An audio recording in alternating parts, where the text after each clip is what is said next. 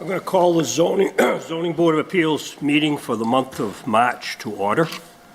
The board that is sitting tonight is member Stephen Lianis, member Monique Screen-Berry, member James Sweeney, member Jamie Hodges, and myself, chairperson Kenneth Galligan.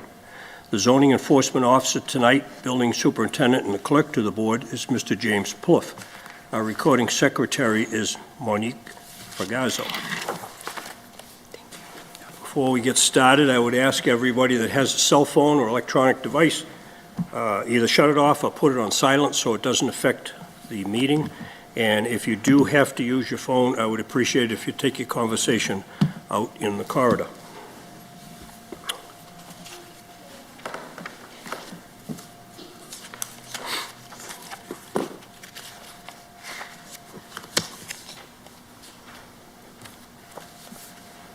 All right, the meeting tonight, we have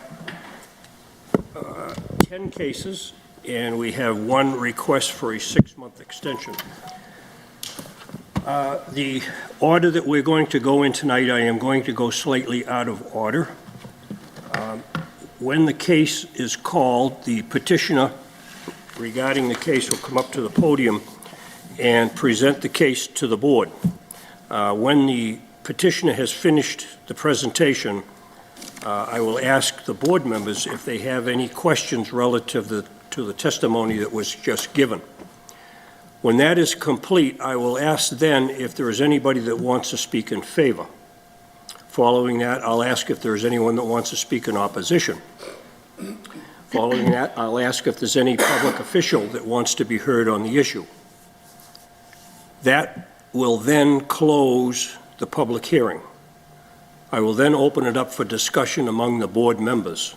Now, at this point of the hearing, the only conversation that will be going on is between the 5 board members deliberating the testimony that they heard in order to make an informed decision.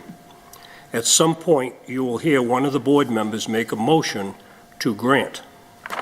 If that is seconded, I will call on the clerk to call the roll. In order for a petition to pass, if all 5 members vote in the affirmative, the petition will be granted. If the vote is 4 in the affirmative, 1 in the negative, the petition will be granted. Anything less than that, the petition will be denied. So if there's 3 in favor and 2 opposed, the petition will be denied. So following the hearing tonight, there will be a decision made tonight at the end of the hearing. All right. Did I leave anything out, or are we good? Good. We got everything? All right. All right, the first case that's before us tonight is a request for a 6-month extension, and that is for a previous case that was granted just under 1 year ago for the location at 166 East Ashland Street. Is the petitioner here? With the, Mr. Chairman, Attorney Jim Burke, and I represent the petitioner. This is a matter that I appeared before a few years back, and we received a variance and subsequently had to come in for modification of that variance.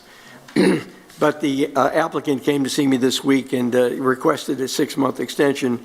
They're having issues in trying to arrange the financing for the project, and would respectfully request that the board granted a 6-month extension. Okay, all of the requirements in the last granting of the variance are going to remain in the 6-month extension period. Those are all spelled out in the last granting? Yes. Okay, all right, very good. Board members?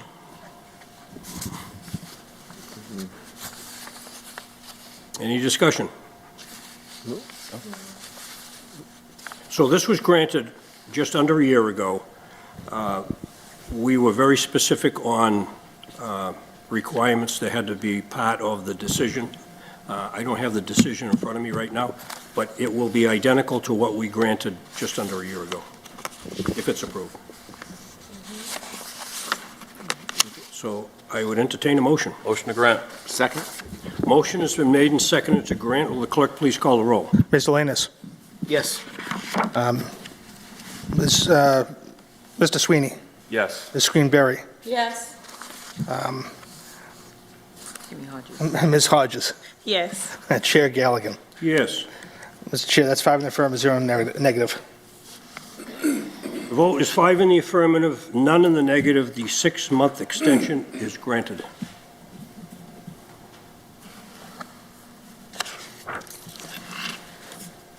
Now, as a matter of courtesy, I am going to go out of order, and our next case is going to be the case on Quincy Street.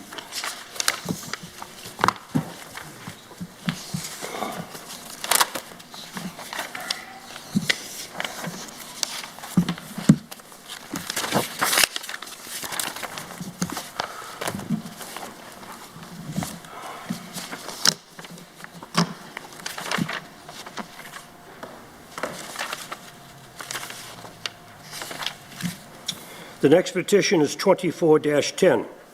The petition of CLM Development LLC, 8 Johnson Farm Lane, East Bridgewater, Mass., for a variance seeking relief from Section 27-9, Table 1, to allow the construction of an 18-lot subdivision with 17 lots lacking the required frontage and 8 lots lacking the required area in an R1C zone located at Plot 339 Quincy Street.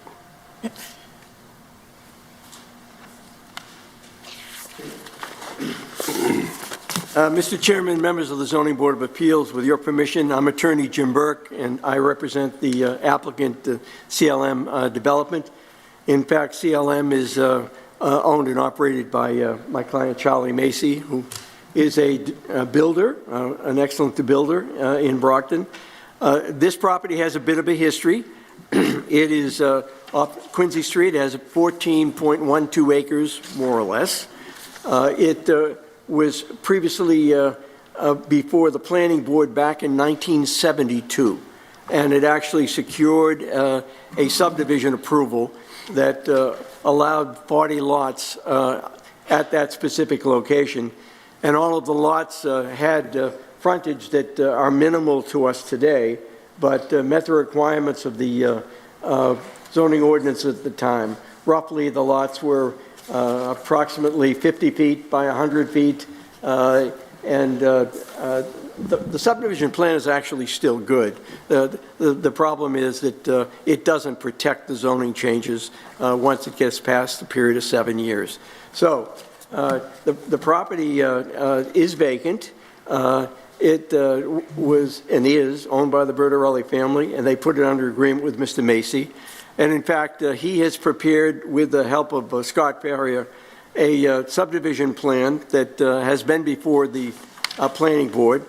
I would add, it's been before the planning board as a preliminary subdivision, and as part of a preliminary subdivision, it does not seek to yet divide the lots, and in fact, we won't divide the lots until we get before the full subdivision approval process.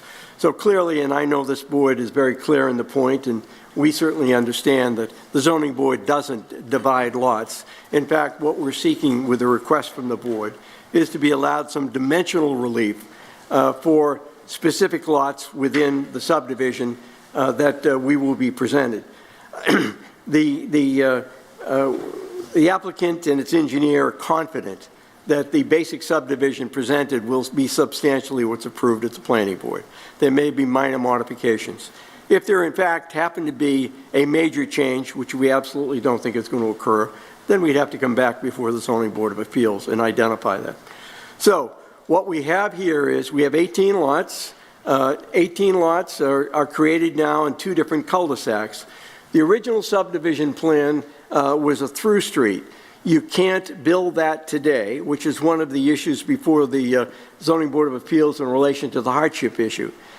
Because what has happened is, because of the soil at the specific site, right here in the basic halfway point of the subdivision, it is an excessive wetland area. that has developed since the 1972.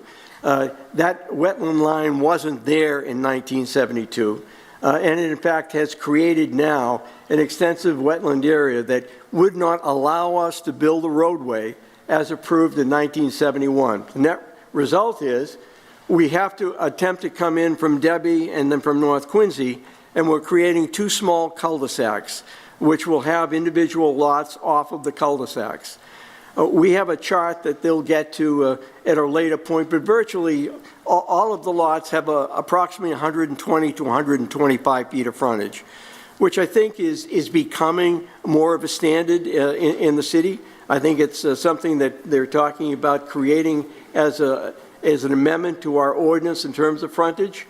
And the average size of the lots in terms of the lot area, which is required on the statute at 30,000 square feet, is actually, the average is about 31,000. So what you have is, you have most of the lots are either at 30,000 square feet above, and there are some that are slightly smaller because of the way they had to be laid out mathematically as part of the subdivision process. So the issue before the board, and any variance obviously, if there are circumstances relating to the size, shape, topography, and soil conditions uniquely affect the property and not the zoning district as a whole, that creates a hardship, financial and otherwise. We believe that in fact we can meet all of that standards, and you could, if you would so be inclined, and we would ask you to issue a variance because of the wetland area, which, as you can see from the affidavit of the engineer that's part of the application, is very unique to this specific property. If you take a look at the general development, and this site has been extremely developed, and it is in fact made up of, again, lots that are more consistent with the 1972 subdivision plan. So these lots will be substantially far greater in terms in frontage and size, and the wetland issues do not appear. They are not relevant to the surrounding zoning district. They are unique to this specific property. Then again, in addition to the soil conditions which created the wetland, you have a roughly 40 feet, close to 50 feet, grade change, which is going from front to back, which substantially affects the cost of development and how you proceed with a property. So in fact, you do have circumstances relating to the soils, the shape, the specific uniqueness of the wetland, topographical change, all that creates the hardship, which results in the requirement of the two subdivision cul-de-sacs, which are substantially more expensive than the original roadway design. Now, we know this is a neighborhood concern, so we have met with the planning board and the ward councilor, Jeff Thompson, and with his assistance, we had a public meeting for the neighbors, and I think we basically identified a number of the issues and responded to some of their concerns. We think this is going to be an excellent project. Charlie just got through building both Cypress and Amelia Estates. I know for most of the members of the board that were here when those came through. The net effect is that they're, I think, excellent development. He's well received in the city because he does a good job, and more importantly, he does what he says he's going to do.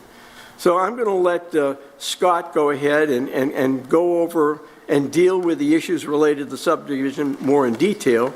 And we can even provide you with some schematics of what the houses basically are going to look with later. Thank you. Scott? Thank you, Attorney Burke. Good evening, Mr. Chairman, board members. First thing to talk about is the placement of the houses along with the frontage variance that we're requesting. So, as Attorney Burke said, most of the lots are right around 125 feet of frontage, which affords all of the houses, the typical house that Charlie built on Cypress and Amelia, a colonial with a two-car garage that still allows us to build there on each of these lots and still have in excess of the side yard setback. So the granting of the lot frontage doesn't affect the house size or the setbacks at all. So everything meets the zoning as far as that goes. The second issue that Attorney Burke mentioned was the topography on the property. And the property basically goes from a high point up closest to Quincy Street and kind of cuts in a diagonal manner to the first wetland right down the middle of the property, and it drops about 20 feet to that wetland. And then from that wetland, it drops about another 20 feet to the eastern and the southeasterly wetland around the perimeter of the property. So there are, in fact, two wetlands. And as Attorney Burke said, all the surrounding areas do not have any wetlands that qualify under the Wetlands Protection Act.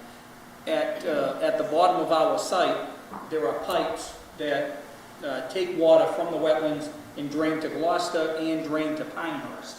But on our site, there was no piping. It was left open. As Attorney Burke said, in the 71 subdivision, those open ditches at that point have turned into these larger wetlands that we're now dealing with. So in all of these developments, the biggest thing that we have to deal with as engineers, whether it's a residential development, commercial development, is always the drainage concerns that the boards have, that the neighbors have. In this case, the layout of our subdivision roads kind of help us out with the drainage. The first cul-de-sac, Austin Way, off of Quincy Street, in fact, intercepts a lot of the groundwater. It will catch it into a closed drainage system that meets all of the stormwater management standards. It will get piped into a detention basin and slowly discharged into the existing wetland. And then the same thing happens with the roadway off of the cul-de-sac off of Debbie Road. Again, it'll be trapped into our roadway system through a series of catch basins and manholes and sent out through the drainage basin. So in order to do that, we have to, at some point, once we receive ZBA approval and move forward, we have to file with Conservation Commission and file with Planning Board. Both of those processes require a lot of peer review, a lot of engineering calculations to make sure that we're handling the drainage in accordance with both subdivision control, the Wetlands Protection Act, and stormwater management. And the biggest thing that we have to deal with in meeting all of those regulations is just making sure that we don't increase the rate of runoff to the wetland and to any of the neighboring properties. So by our drainage design and the construction of our drainage system, we're ensuring that there will be no greater impact on the neighboring properties than currently exists. And most of the time, again, because we're basically collecting the water and kind of breaking that direct flow, the system usually gets better for the surrounding properties. So usually it works out that way. Again, we're tasked with ensuring that there's a zero net increase on all the abutting properties. And again, that goes through the Conservation Commission, their peer review, and then through the Planning Board process. That's really just a quick review of what we'll be looking at for the YOLO approval process. One issue that came up in the public hearing with the neighbors was that apparently there has been some concern with critters in the area. The developer, Charlie, contacted Burgess Control, and they're going to meet on site, and they will establish a plan to make sure that with the disturbance of the ground, it won't have a substantial impact on the neighbors or the neighborhood. Burgess Pest Control, they do, out of West Bridgewater, they do everything organically. There's no pesticides or herbicides at all in their pest control. So they're really kind of a state-of-the-art company that does a lot of work in Brockton. So that's the route that we'll be taking to handle that issue. You got the houses? Come on up, Charlie. Actually, I'll let Mr. Macy, if it's okay, we can give that. It's not big enough for a chart, so can I approach and give it to the members so they can take a look? Yep. Okay. Yes. Basically, this is a facsimile of what the houses are going to look like. They will not be so oversized that they don't fit the lots. As part of the development scheme, and Charlie's been doing this for a long time, he's going to explain to you basically the size of the house and what he puts in. There will not be overcrowding the way it's laid out. You're up. Good evening, everyone. My name is Charlie Macy from CLM Development. The proposed You pull project, that microphone just a little closer, just pull the whole, there you go, how's that? much better. Thank you. What you have in front of you is a picture of some homes that have recent development I did in Cypress Drive, which is located on the west side. One of the biggest concern is when we did that project is growth, to make sure that we didn't go in there and clear cut everything, which some of the aerial photos that you'll see shows we didn't do so. So we tried to keep a lot of trees up, listen to the neighbors, any of their concerns when we did that project, as well as the neighborhood concerns, and I've been working with Jeff diligently to try to address any concerns that the abutters might have here.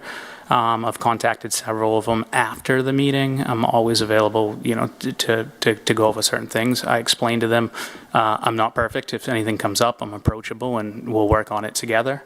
There's plenty of unforeseen things that might come up, but I enjoy working here in the city. Try to do the best I can. I've always invested in the city here. I own property in the city, and I started building in this city about 18 years ago, and I haven't really stopped. So any other questions or concerns, I'm happy to address it at the end. And thank you all for your time for hearing me. So in conclusion, from our perspective, this is land in which the Bertarelli family is going to develop.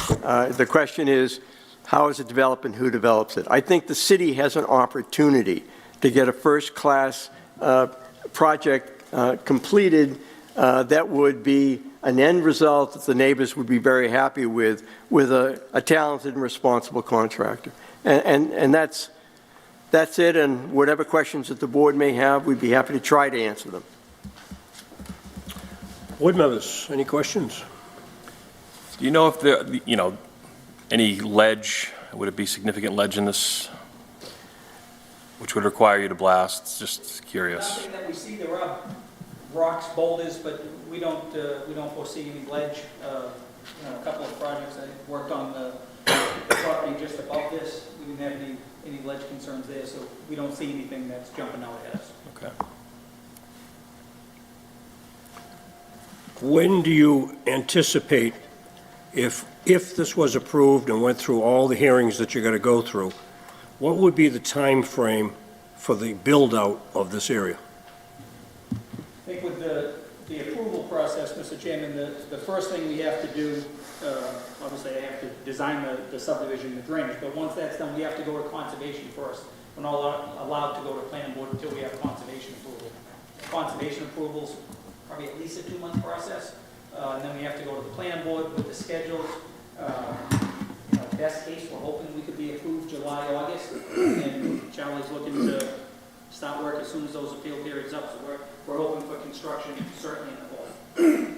So there's several other boards that you have to go to with public hearings regarding this. Absolutely, yeah.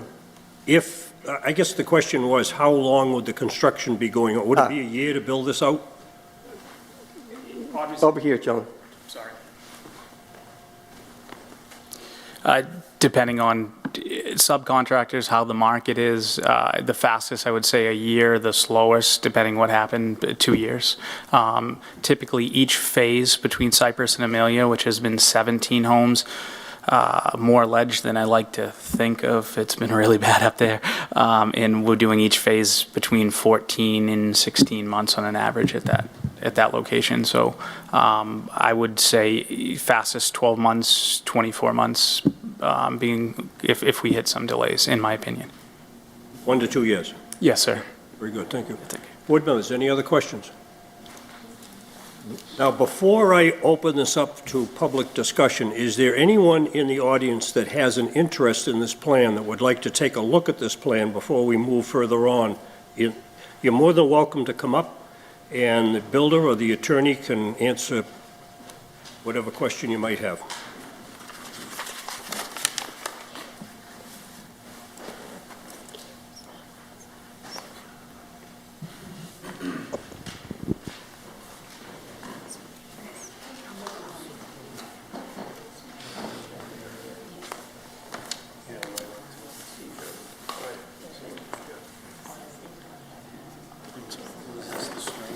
How come we don't have this on TV tonight?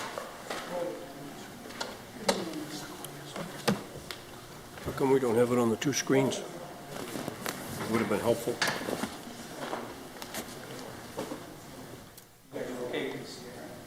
Yeah, okay, yeah, thank you. Well, I figured I want to...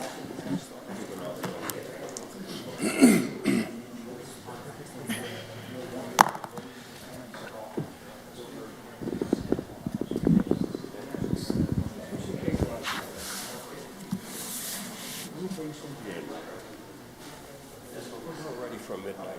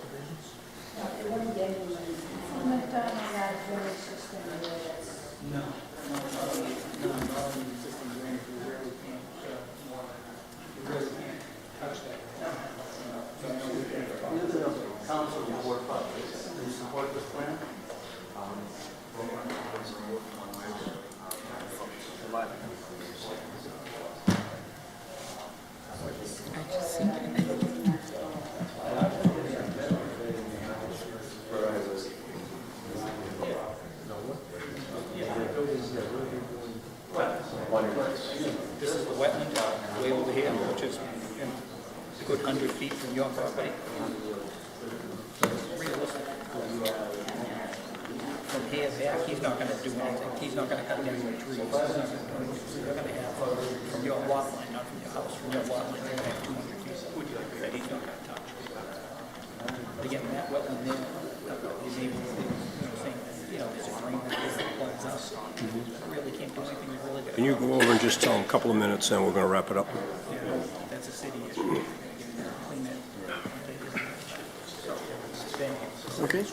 So, but again, all of it is just because of that. We've got, you're gonna have 152 variables. Your lot line, houses, that you can't touch because, and then even though it's a cell site, anything, I can't do anything either because I can't do anything within 100 feet of the line out there. So, you guys have, One of my concerns is the amount of wildlife that lives in this patch, especially. Because All they're, right, Counselor, I'd like to kind of draw this to a close. Okay. He's going to call the meeting to order again, Scott.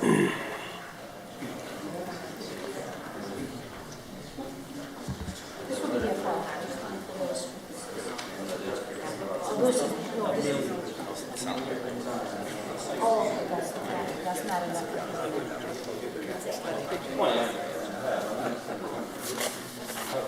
All right, I'm going to resume the meeting.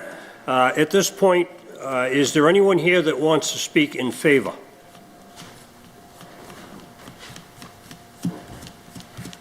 Seeing none, I'm going to close that portion of the hearing. Is there anyone here that wants to speak in opposition? I will. All right, please come up and...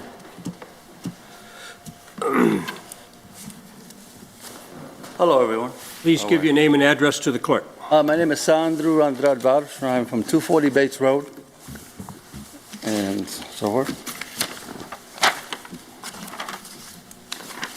Excuse me. But I'm against this development because it seems to be rushed. We have a lot of wetlands. There are a lot of animals in that vicinity, deers. You have coyotes and so on and so forth. And the information provided has been vague to us. To me, they didn't even mention development that was that were looked at in 2004, which was, I don't know if it seemed it was denied or was it dropped, because the city council at the time had issues about drainage, sewage, and I have the PDF for it. that anyone can find in the planning and development website. That's, it's been there for a while. And there's a lot of other concerns for me is these McMansions that they're building. When we have the 3 that were built on Quincy Street over Debbie Road, and you have these towering homes that are overpowering these Campanellis. These homes that have been the backbone of Brockton for, decades. And one of those one of those McMansions has a light that powers right over a Campanelli on Debbie Road. And I can see it from my house. Not only that, my issues about drainage. They talk about these basins. I got this from the building department. I'm sure all of you have a copy of it. My concern is, of course, drainage is one of them. That's going to affect Gloucester Street. As we've seen with climate change, as you've all seen the last few days alone, the pouring rain, because we have a drainage right behind 240 Bates Road that drains from Bates Road to the wetlands. And at times that thing is overflowing, overpowering the area. So how are they going to handle all of the drainage when they start pouring asphalt throughout the whole area? Where is it going to go? And also congestion. If these are going to be McMansions, I assume it's going to be decent-sized families that will, live in these homes. Where will the parking go? And how with congestion? Debbie Road, for once. I mean, that's a tiny street. So you have 11 McMansions that are going to be built around the area, and there's only one street, Debbie Road. At least in 2004, if you were to look at that plan, they had 3 streets. They used Charlotte Street plus, 4 streets, plus they used 2 other streets on Quincy Street. One of them, where there's an open space, now they are going to be building a home there. And I have so many other issues with this. There are too many homes being built on this property. Now, if they want to go back to 2004 and work on that plan, that's something I can, support somewhat. And we talk about critters. We're already overflowing with rats and various critters in that area. So they're going to fix that problem, biodegradable, whatever, so forth. Okay. So, have to excuse me. First time in front of the council, a little bit nervous here. Doing very well. Thank you.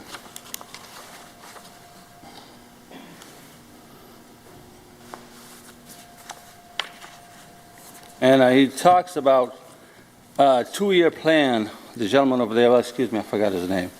Talked about a 2-year projection. And I've walked that property. I've been in that area for 15 years. I've walked the back of that. I know it inside out. So 2 years to flatten it out. And as mentioned earlier, there's an elevation to that property. It goes from high to low in various parts. And it's unfortunate a lot of the people from Gloucester Street are not here to debate this because they're the ones that will be tremendously affected by this project. Well, us also on Bates, and of course, my concern for my neighbors on Debbie Road, the congestion alone. I've already mentioned that and being repetitive, excuse me. And I'll end it with that. I have so many more, but I know there's so many other people that need to be seen and the issues need to be resolved. So thank you for your time. Thank you. And I'm available for any questions. Is there anyone else that wants to speak in opposition? Seeing none, I'm going to close that portion of the hearing. Is there any elected official that wants to be heard on the issue? Council. Good evening, Mr. Chairman, members of the board. Mr. Chairman, I appreciate the courtesy this evening. My daughter is part of the all-school concert that's being heard at 7 o'clock over at West Junior High, so I appreciate the courtesy. My name is Jeffrey Thompson. I'm Brockton's Ward 5 City Councilor. The city of Brockton is growing, And any residentially zoned, undeveloped property in our city is at some time going to get developed. Our duty as city officials is to make sure that development is done in an orderly fashion. First, we must listen to the concerns of our residents and try to address them as effectively as possible. That's why on March 6th, I held a community meeting where I invited the developer at the Baker School to present his plan to the residents. It was a good discussion, a lot of thoughtful questions. A lot of those questions, excuse me, a lot of those questions revolved around what's been said tonight: stormwater management, the infestation problem when you make these developments and clear out wooded land, screening, to erect privacy, to keep as many trees as possible on the property so that you can keep privacy for both the new residents and the existing residents. It was a long meeting. It lasted a little over 2 hours, and a lot of people showed. It was well attended, and I believe the developer, Attorney Burke, myself, and Engineer Faria, spent a lot of time trying to address the questions, trying to get people comfortable with Mr. Macy.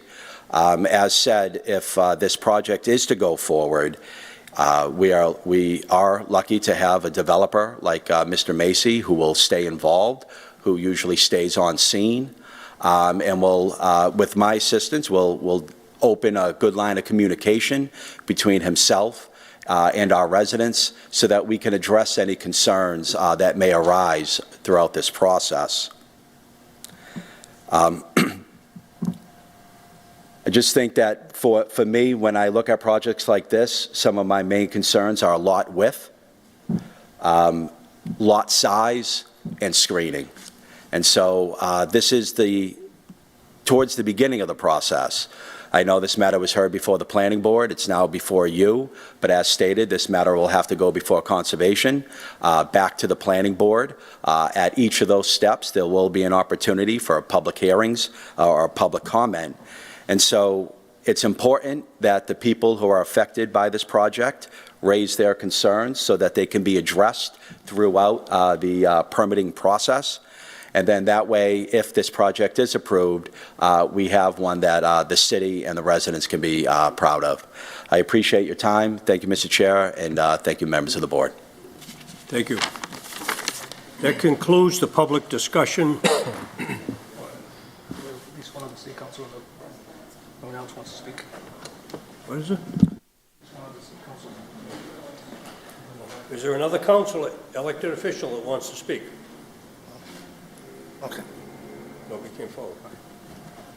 That closes the public discussion on the issue. Yes. I'm a resident at Debbie Road, if I may. All right, listen, I'm going to make an exception. I had already asked if anybody wanted to speak in favor or against. Right. I'll give you a short period of time to state whatever your problem is. Go ahead. Yeah. I'm at 75 Debbie Road. The houses that were built behind the street on Quincy, there was a lot of promises about trees and rodents, and none of that was taken care of. That's in the past, during a Zoom meeting with you guys. But now, same thing is happening, we accept it. Progression, that's fine. However, those rodents that they're gonna, whatever they're gonna do to them, who's gonna clean it up? That's one thing. Is it me? Because rodents, when they die, they don't die at home. They scurry away and die somewhere else. That's my issue. I don't mind this being built, but what will happen to the rodents when they're dead in my backyard? My dog eat them? My neighbor's cat? You may say it's biodegradable, but it's a dog. Or my kids. That's all. I just wanted to find out. All right, just to perhaps answer your question quickly here. Part of the process in any of these developments is they are required to bring in an exterminator who has to address all those problems. And if you have any problems, there will be somebody that you can contact that will address that. So this is all part of the development of this area. I understand that. The problem is, by the time they come to my house, or her house, or the other neighbors' houses, be a day, a week, a month, they have other projects they got to do, Okay. so not the only house. But Very good. thank you for your time. Thank you. All right, that concludes the public discussion on this issue. I will now open it up for discussion among board members. Board members? Well, I do like that the builder has built previously in R1A and did a pretty good job. And I like that he met with the residents. And I think it's a reasonable request. Yeah, and I don't see any issue with the frontage. And that's what they're here for the Could you variance. speak up just a little louder? I don't have any issue with the frontage. I mean, that's what they're here for. And he had a great project on the west side, like Mr. Sweeney just mentioned. Yeah, I think he's pretty much got everything covered. Okay, before we go any further into the discussion, there has been a letter that has been received from Ralph and Barbara Lindsay at 116 Gloucester Street. You should have a copy of that letter. Have you had a chance to read the letter? They reference a 12-inch drain pipe that apparently does not take water from this area. It is something that's existing, that's there now. And their concern apparently is the water.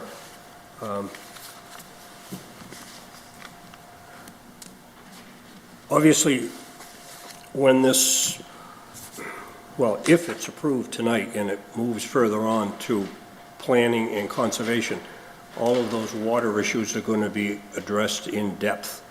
And my personal experience has been that sometimes in raw land, water goes wherever it wants to go, and when something is developed and conservation procedures are put in place that they can control water runoff. Obviously, if it is approved tonight, one of the stipulations that we would want to put on this is that the development of this property cannot further evacuate any additional water onto any adjacent properties. So it's up to the developer, the planning board, the conservation commission to make sure everything's in place to control all that. So I think one of the concerns we've heard tonight relative to water really is going to be addressed again in conservation and planning, correct? Right. Yeah. Motion to grant. Second. Motion has been made and seconded to grant with the stipulation relative to the runoff of water onto any adjacent properties. Will the clerk please call the roll? Mr. Lanus? Yes. Ms. Hodges? Yes. Mr. Sweeney? Yes. Ms. Greenberry? Yes. Chair Galligan? Yes. Mr. Chair, that's 5 in the affirmative, 0 in the negative. The vote is 5 in the affirmative, none in the negative. The petition is granted with the stipulation. Thank the board.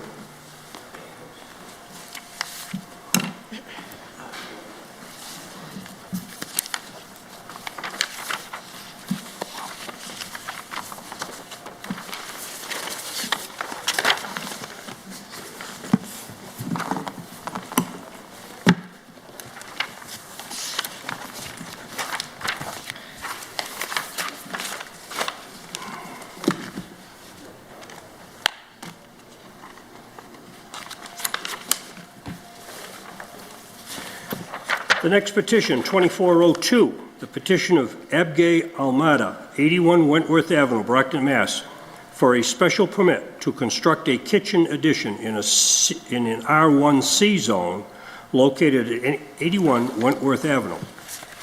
Now, under further investigation, it has come to my attention that there are two things requested here.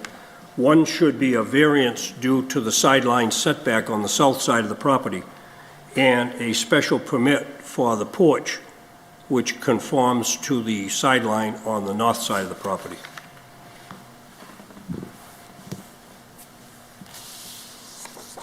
Is there anyone here for, yeah, please come up and give your name. My name is Abdigai Almada, address 81 Wentworth Avenue. So before I start, can I hand over some pictures? I'll take those, sir.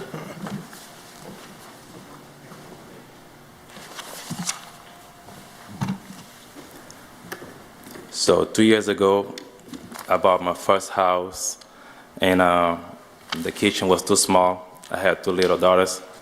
They was growing up, and it was too dangerous having them in the kitchen, playing around the stove. So we did some saving inside to the kitchen extension. On the side of the house, we had a little porch, and with the extension according to the porch that was existing in the house. So in the front of the house, we did a deck, so for our daughters have more space to play. So we had a permit to the construction. We did everything that was demanded to do. So after we started the construction, they said we was like 1 feet off on the side.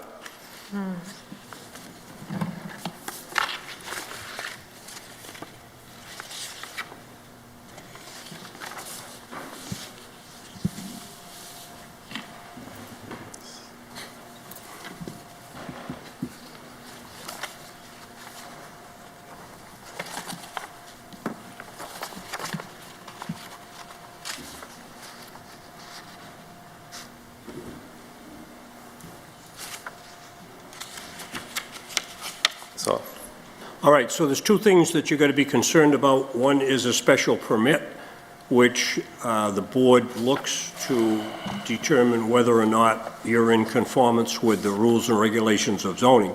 And the second part is where you have built this addition too close to the sideline setback, you need to describe to us what a hardship is.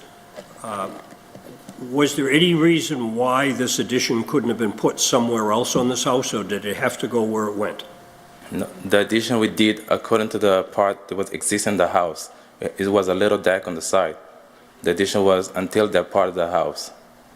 So it was existing, so we just did an extension of the house on the deck that was there before when we bought the house.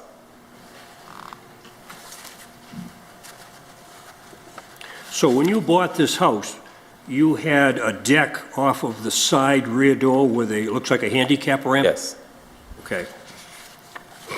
Now, the kitchen is located right there, yeah, on that side there? yeah, on the side. So the purpose of this addition was to enlarge the kitchen, Yes, and the kitchen has to stay where it is. You can't move the kitchen. no. Okay. Can you explain to the board what happened here in this picture where you have constructed a porch across the front of the house? How did it get to this point?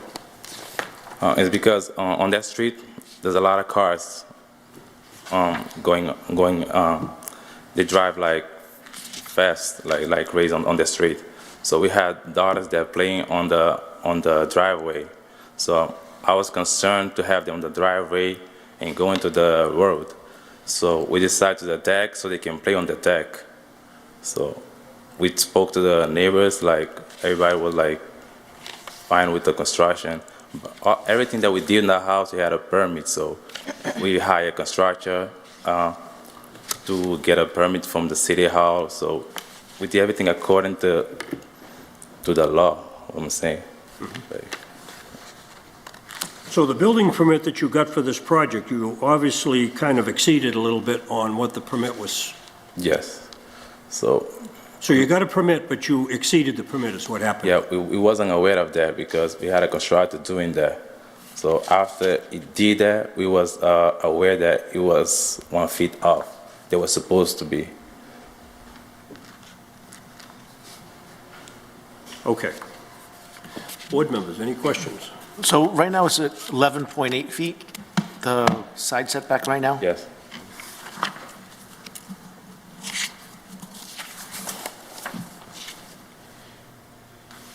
So he's going to need relief from side yard setback on the south side.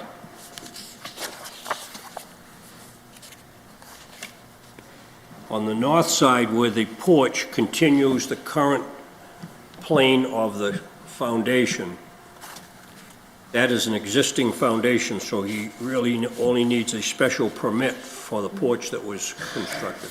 The biggest problem apparently is the addition to the kitchen on the south side where he went into the setback. Right.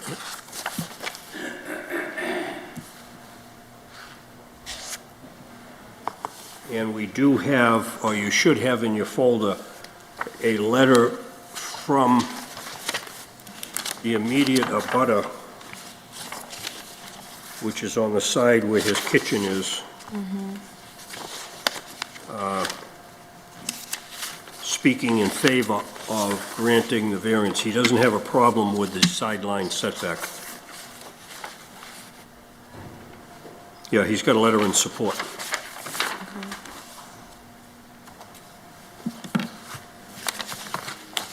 All right, any other questions from the board members? Everybody's good? I'll close that portion of the hearing. Is there anyone here that wants to speak in favor? Seeing none, I'll close that portion of the hearing. Is there anyone here that wants to speak in opposition? Seeing none, I'll close that portion of the hearing. Is there any elected official that wants to be heard on the issue? Councilor. Good evening, everyone. Thank you for having me here. My name is Maria Tavares, Ward 2 City Councilor. I'm here just to support those family as far as, you guys here. They just try to build, to have a better home, literally comfy, comfortable with the kids and the family. And in the meantime, it can bring a value to the house. I wish everyone can be favor and grant this opportunity for the family. That's all I have for tonight. So you're speaking in favor? Yes, correct. Thank you. Any other elected official that wants to speak on the issue? Seeing none, I'm going to close that portion of the hearing. That concludes the public portion of the hearing. I'm now going to open it up to discussion among the board members. Board members. I don't see an issue with this, and especially since the neighbor there on the south side, 77 Wentworth Ave, it affects him more than anybody's, and he has no issue with it, so. Yeah, I think they went the right avenue, got the building permits, and it's a very minimal error, so. Agreed. It would appear as though the hardship is the location of the addition has to go where it went. Yeah. There aren't many other choices where that could happen. It's unfortunate that he exceeded what the building permit called for, but here he is. Motion to grant. Second. The motion has been made and seconded to grant. Will the clerk please call the roll? Mr. Lanus? Yes. Ms. Hodges? Yes. Mr. Sweeney? Yes. Ms. Greenberry? Yes. Chair Galligan? Yes. Mr. Chair, there's 5 in the affirmative, 0 in the negative. Vote is 5 in favor, none in the negative. The petition is granted. Thank you.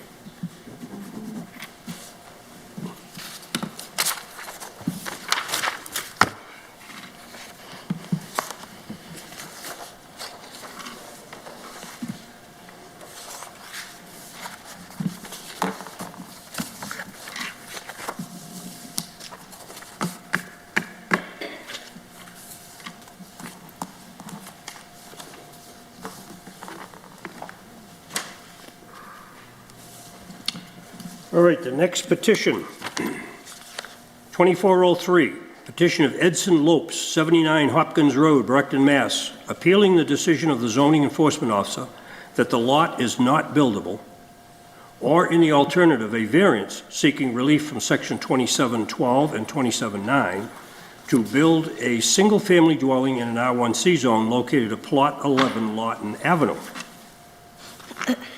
There is 2 requests before us tonight. I am going to ask the representative of the building inspector to explain what the situation is with the building inspector.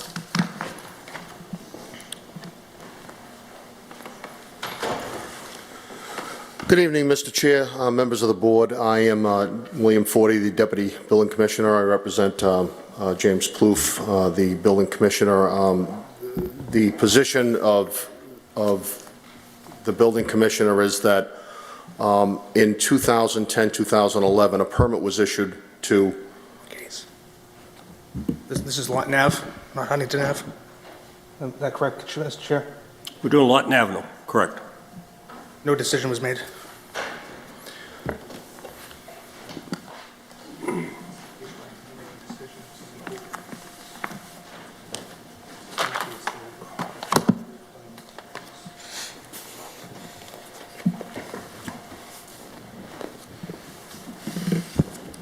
my apology, Mr. Chair, let me just change channels there for a minute. This particular decision was made back in 2019. Yep. The prior building commissioner, Mr. Plouffe's predecessor, made a determination that that the lot was not buildable, and it is really not within it's not normal for a building commissioner to overturn another building commissioner's decision once that that finding has been made by fact. And so it was determined at the time of the person who was in office that, you know, that it was not buildable. Commissioner Plouffe didn't want to overturn the decision of his predecessor. Is there anything I needed to add? Yeah. So that is the position of the building commissioner as it stands right now, and there is no there was no factual finding by him to overturn that decision. That it was, you know, the decision was made correctly and with all of the information, the factual finding that was available to the building commissioner at the time. So, thank you. Are there any questions? If the owner of that property at the time requested that determination and received a negative determination, there's a 30-day period by which the applicant could request a determination to overturn the building inspector's decision. Correct, under zoning, yes. And that was not done? That was not done. We have no record of an appeal at that time. Okay. All right.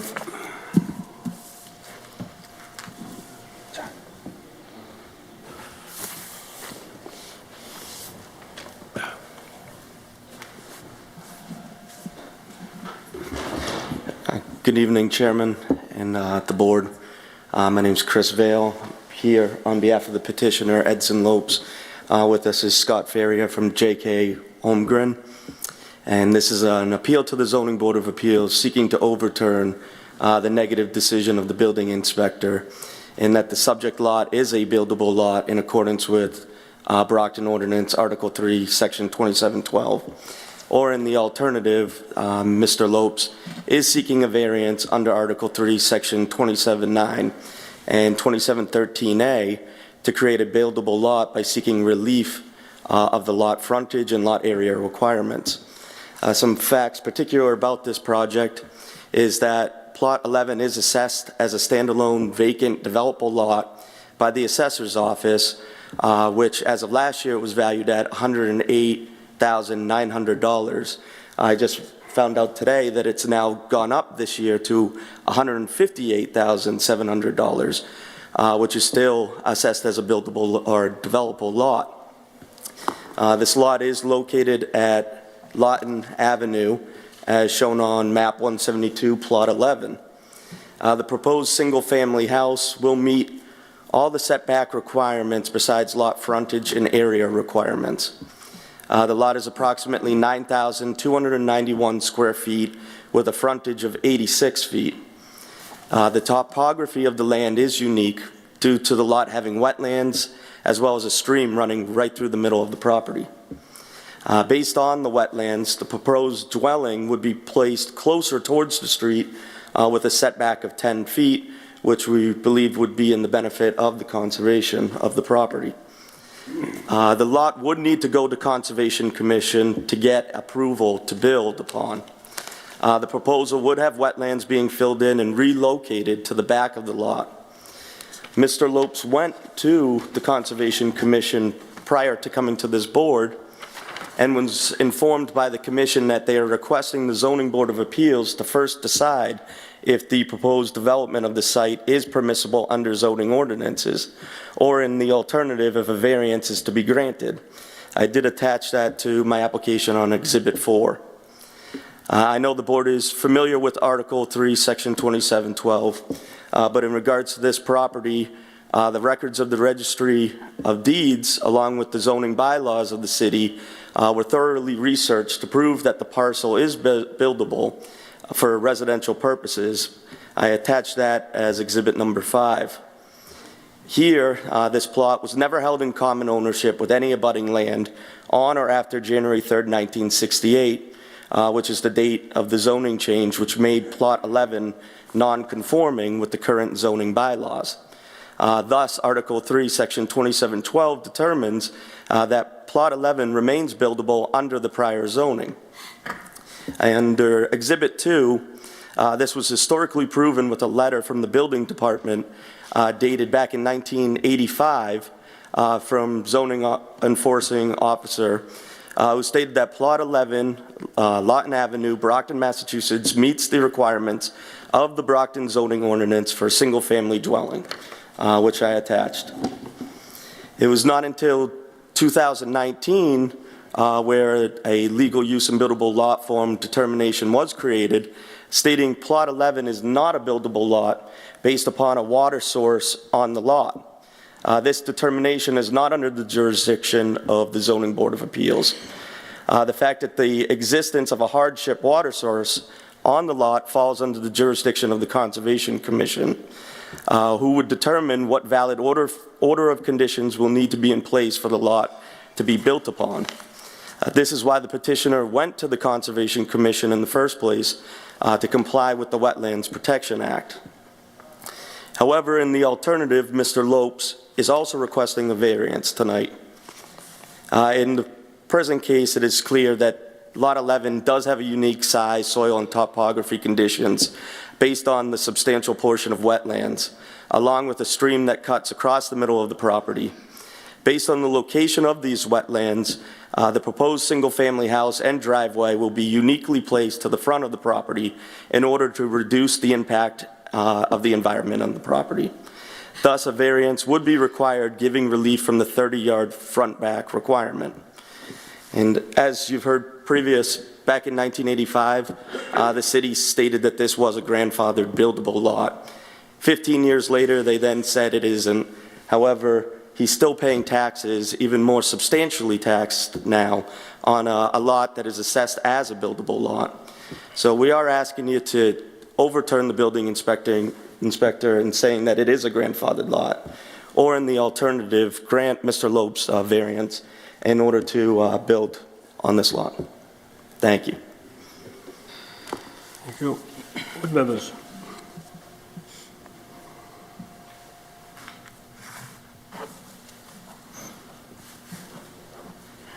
I will tell you that I went up and visited the site. When I was there, there was a considerable amount of water that was running across that lot. So there's no question that there is a stream that goes across that lot. It appeared also that several truckloads of some type of debris had been put on that lot. So the lot had some fill that was added to it. I guess my question is, this stream that comes from probably the Ardsley Circle area, that goes across, and it actually ends up all the way down in the village before it gets through. Can you explain to the board how you would build a house on this lot with those circumstances? In other words, if this lot is as wet as it looks, it would appear that if you just disturb the earth at all, you're going to be into water. Can you just explain how that would work? Sure. So a couple things first, Mr. Chairman. The home is a smaller home, and it would be a front-to-back split, which would be a small foundation, a 3.5-foot foundation. So basically, the foundation, the footings will be on existing grade, and then the foundation will go up from there. Front-to-back splits, raised ranches were the kind of the house of the choice in Brockton and Taunton and plenty So of this other would cities. not have a cellar as we know it? A crawl space type thing? No, it would have a cellar. It's going to have a 4-foot floor, and a 4-foot knee wall that would act as a cellar. It's a split level, essentially. Okay. So it would have a cellar and then the upstairs level. So it'd be essentially the basement and the first floor is what you get for living space. So it's similar to your typical raised ranch type of thing. So that's the first thing to address the groundwater, because certainly groundwater is pretty much right at the surface. So that'll get us above the groundwater. In order to build it on the with the wetlands, which I've got outlined here in green, we have to go to Conservation Commission and receive permission to basically fill in the wetlands around the home. About 10 or 12 feet around the home will be filled in. We'll replicate that area down in the back here, so the area will remain the same. And that 10-foot area around the foundation will be it for a yard. So it's going to be a house 10 feet around the foundation.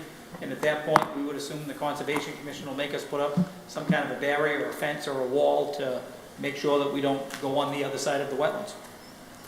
And we were hoping to go to Conservation Commission first, but as you could see with the letter, they asked us to go to zoning first. So in a variance, you're looking for front yard setback and side yard setback. That's correct. It's going to be 10 feet from the street in the front.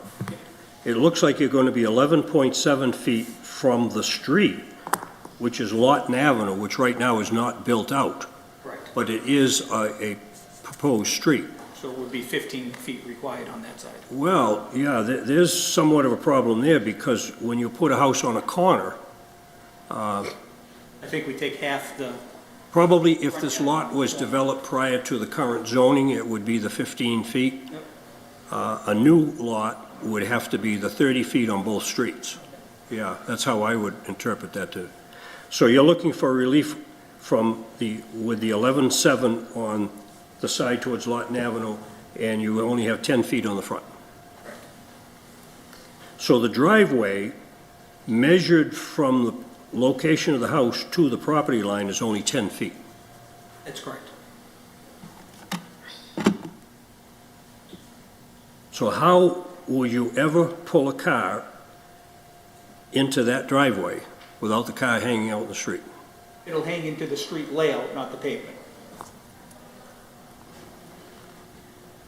Okay. So from the house to the actual pavement is about 20 feet. About a 10-foot grass shoulder, essentially, off the pavement. Yeah, I don't see any dimensions on this thing, but if it's a typical layout, there's 8 to 10 feet for a sidewalk on each side? Correct. Yeah, okay. Yep, that's about what we've got. All right, board members, any questions?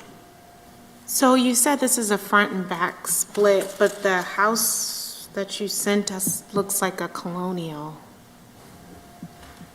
Did you change the design to this front and back split? Maybe this was the original?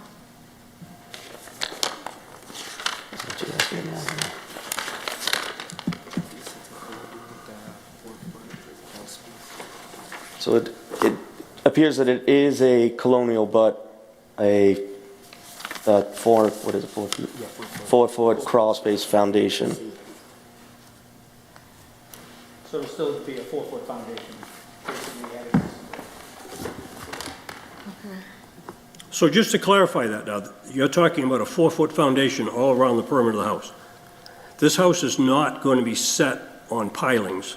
It's going to be set on a foundation. So this isn't a case where floodwater would come in underneath the house and then go back out type thing? No, sir. Okay.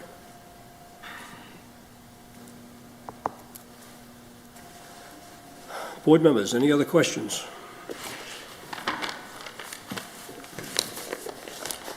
If not, I'm going to close that portion of the hearing.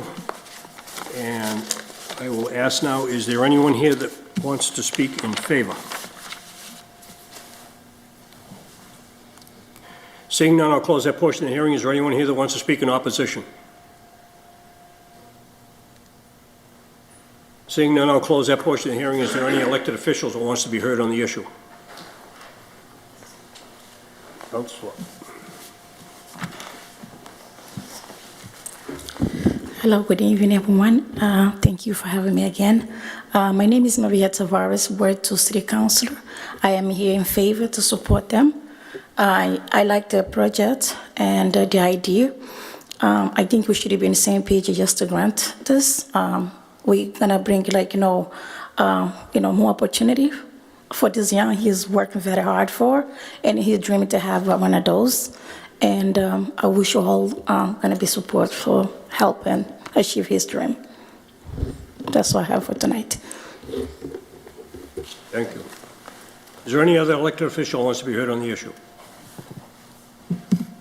Seeing none, I'll close that portion of the hearing. That concludes the public discussion. I'll now open up for board member discussion. Board members. I mean, this would still have to see conservation, so I wouldn't have a problem getting it to that point, but ultimately they would have the final say. Yeah, I agree. I don't want to see that lot empty, so if, I can't hear you. sorry, I don't want to see that lot empty, if they can make it work. But like, it'll have to go before planning and conservation, is that it, or? I know conservation. Is it going before planning? I'm not sure if it's before planning. Think so. I don't think so, but it would definitely see conservation. No, Lawton Avenue is not planning. It'll be I don't think conservation so. only.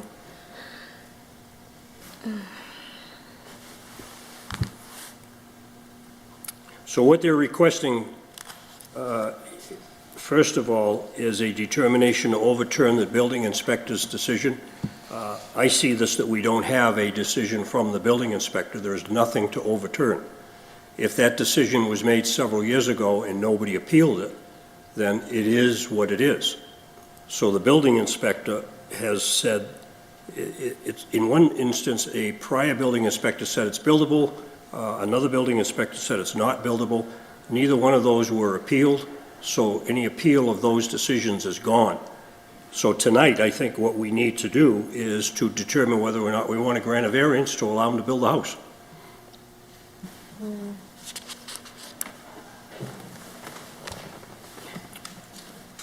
There are 2 letters. Yep. So before we take any votes relative to this location, we have a couple of letters. You should have them in front of you also on Lawton Avenue. We have one from Mr. Smith that opposes the project, basically for traffic reasons, and concern that the brook at times flows very, very heavily through that area. That was his concern. The next one is a request or a letter that came from Jason Lally. He lives at 33 Lawton Avenue. He is also in opposition to the development. They want the street to remain a dead-end street. I don't believe anything in this presentation indicates that that street is going to be opened up. If that street was opened up, they would have to build a culvert or a bridge or something to get across that river. So I think what they're concerned about here is traffic that comes down, finds out it's a dead end, they turn around, they have to go back out. So his issue was traffic, and the second concern that he had, which was originally brought during the Conservation Commission, was unauthorized vegetative clearing, earth grading, and the dumping of fill material. And he's concerned with the potential flooding in the neighborhood if that stream is altered in any way. And this next one is the same one. And let's see, Jason Lally. three, yeah, those are the two. So there's two letters in opposition, and basically they're stating the concern with traffic and the water flow from that brook and how it would affect the neighborhood.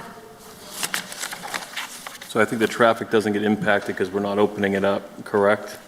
Or it wouldn't be opened up? Well, in the presentation that was given tonight, there's no plan for this developer to open that street that I have heard of, and I don't think there is. There is not, why we have the driveway, it's on Wellsford Street. Could we stipulate that, Mr. Chair?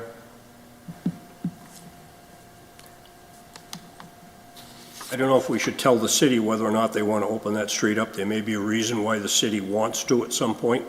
I just don't see the city investing a lot of money to open that street up for what would be gained by opening it up. I think we should leave that to the discretion of probably the neighbors and the city council, or whether or not they would ever want to see that street opened up. I think our concern tonight is the location of the house on the property and the location of the house relative to the setback on the side, which technically is Lawton Avenue, which is wooded at the concurrently right now, and the 10-foot setback on the front from the property line. And the green space, I don't know how to determine what this green space is going to be on this house. He mentioned that they're probably going to end up with something like 10 feet from the back of the house, and the rest of the backyard is going to be probably wetlands and something that conservation is going to rigidly enforce, and you know, that's not our decision. I think our decision basically is whether or not this house should be placed on this piece of property in the location that they're proposing to put it. Motion to grant. Second. Motion has been made and seconded to grant. Will the clerk please call the roll? Mr. Lanus. Yes.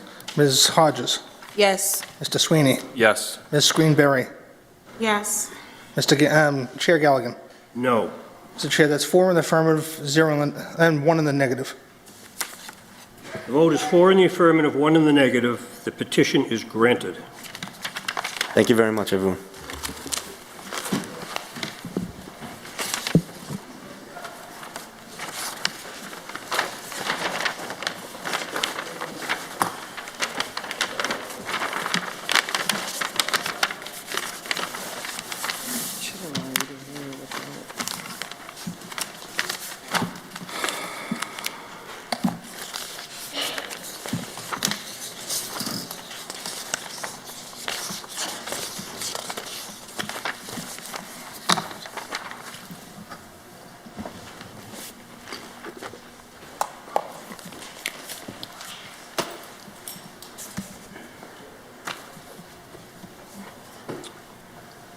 The next petition is 2404, the petition of Chandra Goldrup, 37 Lincoln Street, Easton, Mass., for a change of use for a business in an R1B zone located at 543 Pearl Street. Good evening, Mr. Chairman and members of the board.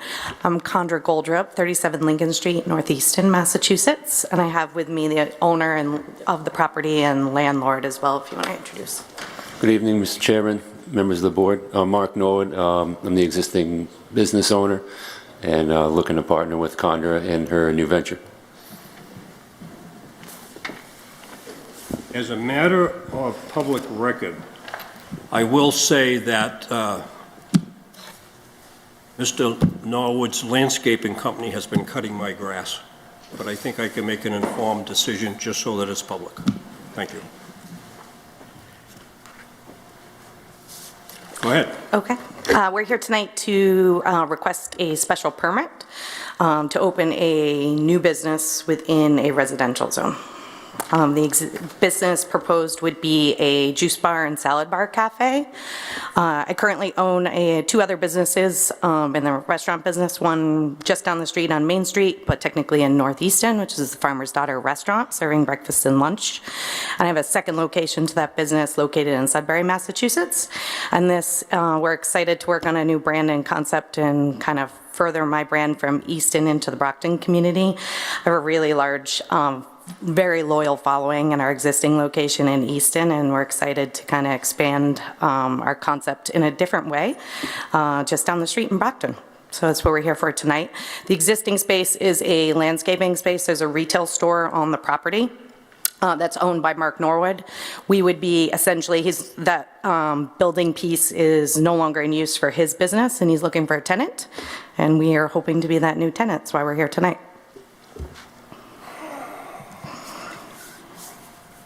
Can you tell us about the business, how big it's going to be? What do you need for parking? Sure. So the existing structure is about 1,800 to 2,000 square feet.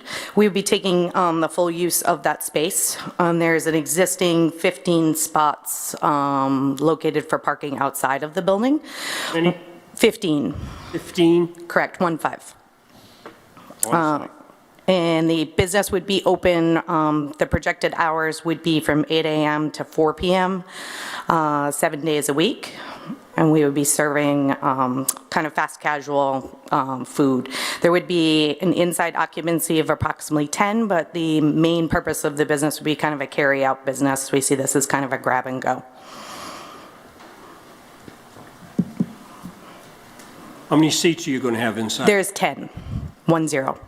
10 seats? Correct. So you need one parking spot for each floor? For each floor, correct. That's my understanding. You're going to need at least 3 spots? Correct.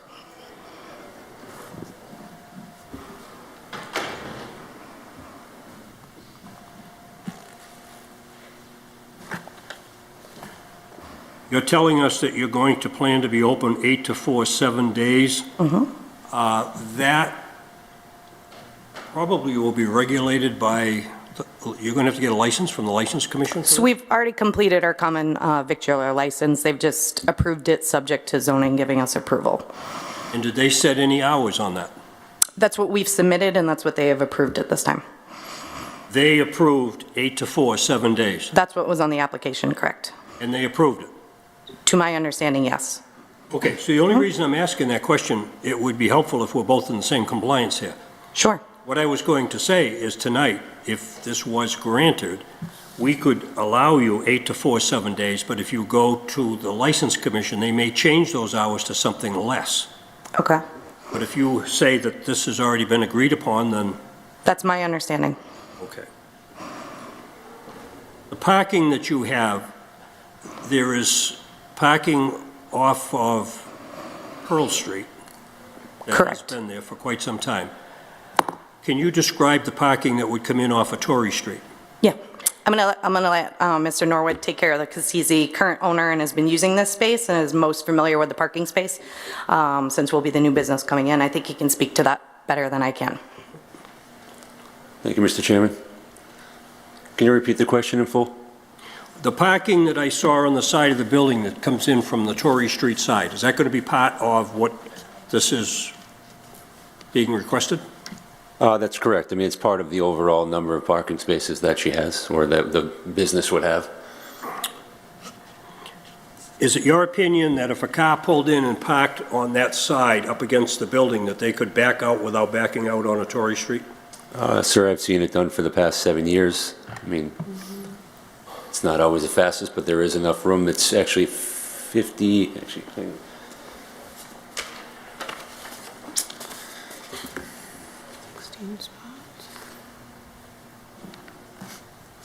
it's 36 feet from the, basically the tip of where the car would be to where the street even begins on that, most compact corner. When you go towards the other end, it's 50 feet from the, front of the parking space to where the street is. So, but I have seen it done. I mean, the business, I've been there for 7 years and seen it, Okay, so the reason for my question was I would not want to see people parking in that spot and then have to back out on a Torrey Street. that's not a very good situation. So if you can make your turn and go out on a Torrey Street, that would certainly be a lot safer operation. Where do you plan to put your handicap parking? On the front? So there is a handicap, designated handicap in the front. It's on the front now? Yes, sir. Okay. So I did some investigating on this, and I went back to an article that I found in 1967 where the Packards owned that property, and it was zoned residential, and the zoning board granted them a variance to allow them to run the sale of produce and whatever they grew on that farm up there. So there was a variance granted in 1967 to allow the sale of what was grown up there at that location that you're in. I would think that probably what we're looking at tonight is to grant an amendment to that use. We would amend the use, if this is granted, it would become a use amendment to allow the continuation of the business that's been there since 1967 in a similar fashion. Right. That's kind of like how I see it. So, any questions from the board members? No, I'm very familiar with the other business that she owns in Easton. I think she does a pretty good job. Okay, board all set? Yes. All right, I'm going to close that portion of the hearing. Is there anyone here that wants to speak in favor? Seeing none, I'll close that portion of the hearing. Is there anyone here that wants to speak in opposition? Seeing none, I'll close that portion of the hearing. Is there any elected official that wants to be heard on the issue? Counselor, you are busy tonight. Good evening, everyone. Thank you again to having me here. My name is Maria Tavares, Ward 2 City Councilor. I am in favor of this business to support. We can bring more tax revenue for Brockton and more job opportunity. As far as you hear, they been in the business before. They're doing such a great job. That's why I'm here, and I hope all you guys can support this. Thank you. Thank you. Is there anyone, any other elected official who wants to be heard on the issue? Seeing none, I'll close that portion of the hearing. That concludes the public discussion. Open it up to discussion among board members. I think it would be a great addition to the Brockton landscape. Motion to approve. Second. All right, on the motion, I would say this is going to be a modification to the existing use variance to that location. It isn't something new that we're creating here. We're changing the use. And the use variance is going to be very specific to what they're asking for tonight. So what that means is down the road, if you're going to expand into something else, you would have to come back here again to the zoning board. So it's specific to what you're asking for. Okay? So the motion has been made and seconded to grant. Will the clerk please call the roll? Ms. Delanus? Yes. Ms. Hodges? Yes. Mr. Sweeney? Yes. Ms. Greenberry? Yes. Chair Galligan? Yes. Mr. Chair, that's 5 in the affirmative, 0 in the negative. Vote is 5 in the affirmative, none in the negative. The petition is granted. There was a letter in support by the mayor also. Oh, yeah. Yeah, I should have mentioned that. Somebody got to remind me of that. There was a letter from Mr. Sullivan Yes. speaking in favor of granting the petition. So that has been read. Mr. Charnell as well.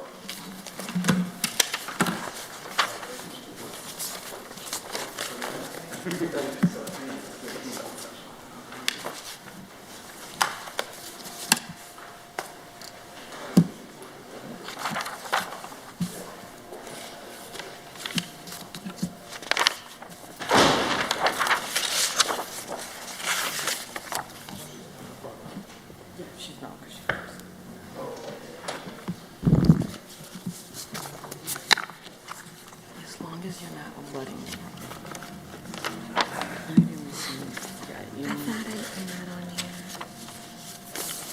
The next petition is 2405, the petition of Michael Heichel, 1350 Belmont Street, Brockton, Mass., appealing the decision of the zoning enforcement officer that the lot is not buildable, or in the alternative, a variance seeking relief from Section 2712 and 29.9 to build a single-family dwelling in 27.9, to build a single-family dwelling in an R1C zone located at Plot 4 Huntington Avenue.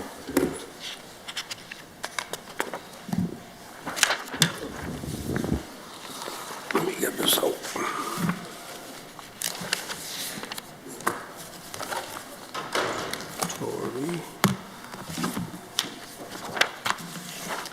Good evening, Mr. Chairman, Mr. Clerk, members of the board, Attorney John McCluskey.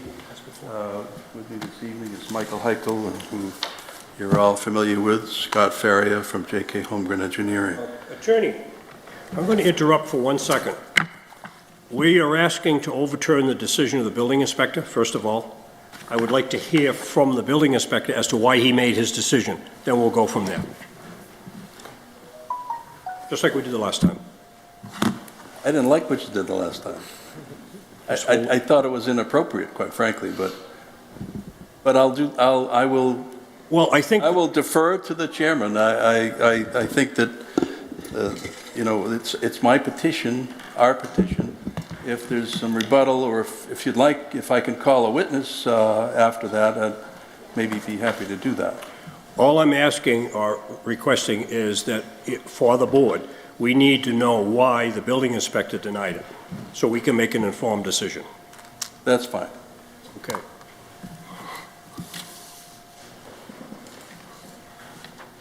Mr. Chair, good evening. Again, William Forty, Deputy Building Commissioner here for the city.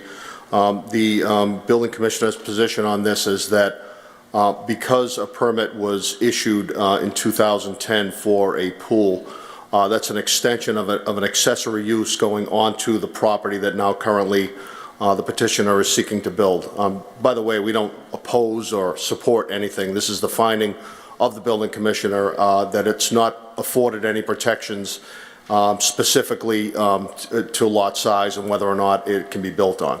So. Okay, so basically you're saying because a building permit was issued, that's where this ruling came from?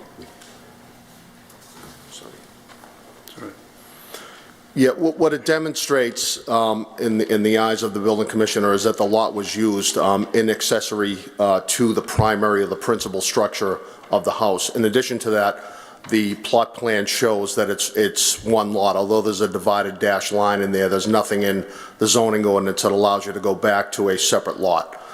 So the zoning ordinance is silent on it, and it's not afforded the protections under Chapter 48, Section 6, Paragraph 4. So. Got it. Okay, thank you. Now, Attorney McCluskey. Thank you, Mr. Chairman. That's really sort of exactly what the building commissioner's decision says. I don't quite know why we had to go into that discussion, but this is a case that's been before you in many iterations, time and time again. Under Section 2712, we're asking, let me give you a little bit of background.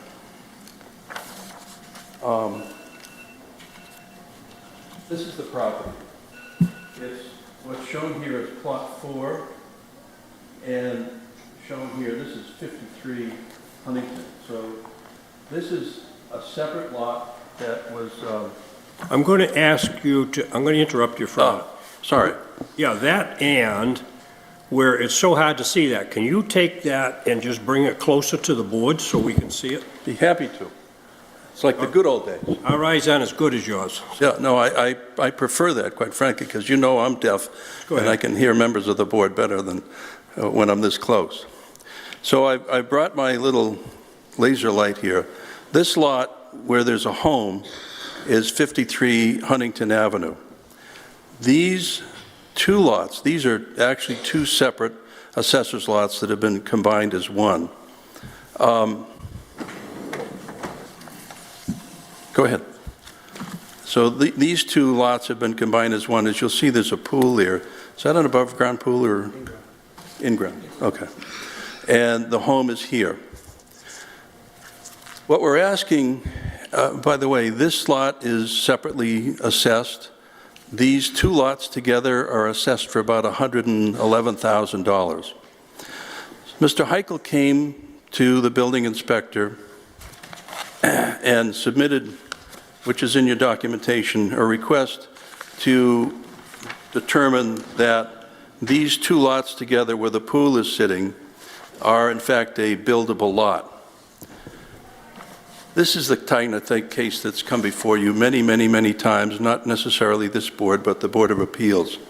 And this falls under the ordinance section 2712, which basically says that if you have vacant land, which is this land, adjacent to a lot that has a home on it, these two lots are so-called grandfathered in as a buildable lot. Now, this case has been tested time and time again before this board and eventually before the land court, at least on two occasions that I've mentioned in my brief. The first is the Medina case, which I was actually involved with several years ago, where the house here had a stairway that went over the lot line. And it came before the board when the stairway was removed. And the board found that because of the stairway, the two lots had joined as one.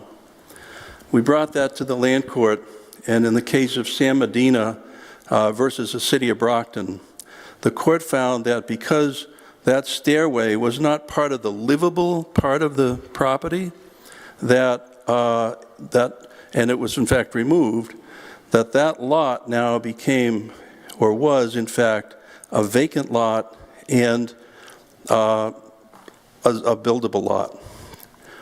The next case is the Correa case, which actually came before the Medina case, I believe. The Correa case was over on Bassett Road, and it looked a lot like this property. There was a house here. There was a driveway that actually came from this lot and across onto this lot. There was a fish pond, a barbecue, a walkway. I think there was some fencing in here. And the court found that, this is the interesting thing that distinguishes this case a little bit tonight. The court found that this was actually a separate lot. Mr. Plouffe has actually agreed that this is a separate lot because in his decision he says, in 1975, a pool was built as an accessory to the house at 53, therefore merging the properties together, not buildable. Well, so what he's saying is that, in his opinion, before 1975, in fact, this was a buildable lot because it didn't have a pool on it. But now, because the pool was built on it, which is, I think, long been abandoned as a use as the pool, nobody uses it as a pool anymore, that this is, this basically, by the way, this will be torn down, obviously. There are walkways that go to the property. There's the pool. There's probably an apron around here. This is the Correa case. In the Correa case, the court said that, and the Correa case, remember, was the fish pond, the barbecue, the walkway, the driveway that was on both lots. The Correa case, the court said, not only was this a lot, but it's a buildable lot because these additions were not part of the livable structure on this lot. And in the Correa case, Joseph Correa versus the city of Brockton went to the land court, and the land court judge said, absolutely, this is a buildable lot, whether it has a pool, a fish pond, a walkway, that's a buildable lot because it's not necessarily part of that. They did not merge. This lot, they're all on one deed, by the way. This lot is described as meets and bounds, and these two lots are described as lots number 95 and 96, I believe. Incidentally, the pool is on one of those lots, and this lot, if you follow Mr. Plouffe, and if you follow the court, this lot would be a buildable lot in itself, but that's not what we're asking for. We're asking that this whole lot be a buildable lot. Now, the city has always agreed that this is a buildable lot. for years and years and years, this has been taxed as a buildable lot. It's presently taxed for $111,000 and change. The Correa case said that if it walks like a duck, it sort of is a duck. So if the city says, hey, we're treating you as a buildable lot, guess what? That's a buildable lot. Now, so here we are, 15 years past the Correa case, probably 10 plus years past the Medina case, and we still have the building inspector saying, nah, we don't like that idea anymore. We still don't like that idea. We're going to keep denying you, keep making you come to the Board of Appeals. Remember, the court didn't overturn the building inspector's decision. And with all due respect, the court overturned the board's decision that upheld the building inspector. So what I'm asking you is that follow the law. I've outlined both of these cases. I've briefed it in my brief. And quite simply, it's a buildable lot all day long. The difficult thing that I have is what we call pleading in the alternative, which I don't like to do, because I'm going to ask you, if you don't like that argument, which I think you should like that argument, give this man a variance. What is the hardship? The hardship is the taxes that they've been paying on this over the years, and the hardship, quite frankly, is that we got a negative decision from the building inspector, and they relied on the city of Brockton for years and years and years to what are you showing, the 2 lots? Yeah, just the proposed house. Yeah. Oh, this is the proposed house, single-family wood frame house, 4 bedrooms. Have you got a, oh, that does show the driveway, right? Okay. So the hardship is that it's been taxed as a buildable lot, and people relied on it as a buildable lot. I think it's 2 vacant lots combined, so we're not asking for any unusual relief there. We're agreeing under 2712, 2 vacant lots are buildable. Any questions? Board members, any questions?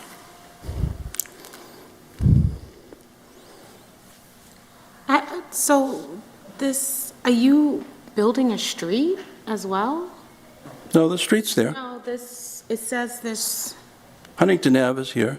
no, the Edgemere Street not constructed, is that part of? That's a distance from, so this is the existing house, there's another house here, belongs to a third party. Yeah. I don't know if There's no Edgemere street there, that's why I was like confused. I'm like, where is this, Yeah. where are they putting this street? Edgemere has nothing to do with this property. There's a bunch of those all over the city, just paper streets, we call them streets. Oh, okay. I wasn't sure if that was part of something, okay. It's a paper street. Constructed, it's a paper street, okay. It's a paper street, it's never been developed.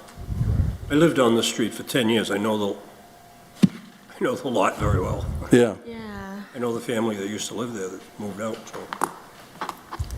We played on this lot when we were kids. I'm just reminiscing. Yeah, go ahead. I used to play in the church. Yeah, you did. Any other questions from the board members?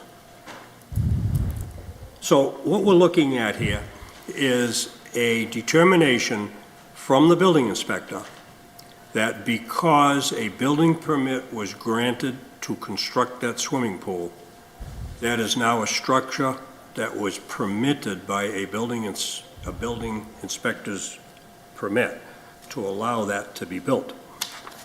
One thing I see that's a little different from the other cases that you mentioned is I don't believe there was any building permits involved in any of that. I think the Medina case was. With the stairway. The stairway. But they ruled that it was inconsequential and it didn't require, it didn't have to be there to make the house work, so as to speak. So And you know, the Correa case has nothing to do with building permits. And that's not the thing. Is it a lot and is it vacant? Not did the building commissioner bless it. All right, so let me just finish. I think the point that's before us here tonight, the decision of the building inspector, is that because a building permit was issued to construct a structure on this lot that now is used part and parcel to the original house. I think that's the differentiation from the others. De minimis. Well, call it de minimis if you want, but I think in all of these cases, there's slight variations, so that's one thing that has to be considered. The second thing is, should the board grant a variance to allow the developer to remove that pool, which then would make both of those pieces vacant pieces of property, which then you could build a house on. So I think the snag here is the fact that that pool was granted a building permit. It's a structure that was put on that adjacent property to be used with the principal structure. Well, let's look at the Correa case. The Correa case, the house was built, a building permit was issued, presumably, had a driveway, went on to the other lot. That was all part of the building permit. That was approved by the city of Brockton. That was inspected by the city of Brockton. It's no different here. That was Bassett Road. Oh, it was what? Bassett Road. Bassett Road, I think 64 Bassett Road. So in that case, they had that adjacent piece of property that they used in conjunction with their house. Absolutely. But it was not, there was nothing there that required a building permit. No structure was ever built on that property. They just put things on that property that they used in conjunction with the house. When you build a house, you don't have to have a driveway? No, I'm not saying the driveway. I am saying a building permit to allow the construction of a building or a structure on the adjacent property. I think that's what the holdup here is, that we have a structure that's on the adjacent property. So now, as a remedy to that possibly, is to grant a variance that would take that pool out of the mix, that would then allow the property to be built upon. The other thing I didn't mention, by the way, is that this property, these vacant lots, there's a sewer stub that goes onto this property. So the city always intended this to be a buildable lot. Is it sewer and electric or just sewer? Just sewer. Just sewer. Water? No, just water in front of it. Just sewer, okay. So the city, yeah. It's only in recent Right. years that the city put sewerage up that street, so obviously they were thinking ahead, that any vacant lot they go by, they put a stub on, Right. so they don't have to go back. I mean, quite frankly, I don't care whether you grant a variance or overturn the building inspector, but this is a buildable lot. Well, I think I want to make sure I'm clear in my mind that the holdup here is the fact that the pool is a structure that was built on the adjacent property. It was used in conjunction with the main house. And I think that's what I'm understanding is the holdup here. So if the board sees fit, we can amend that, so as to speak, grant the variance, and if that's what the board wants to do. So. All right, we're done going back and forth, but I'm on the Medina case, and a building permit was issued for the staircase. I'm on Huntington Avenue. I'm on Huntington Avenue. That was the same. They had a... All right, board members, any other questions? All right, seeing none, I'm going to close that portion of the hearing. Is there anyone here that wants to speak in favor? Seeing none, I'll close that portion of the hearing. Is there anyone here that wants to speak in opposition? Seeing none, I do have a letter that has come in to the board from a neighbor at 62 Huntington Avenue. And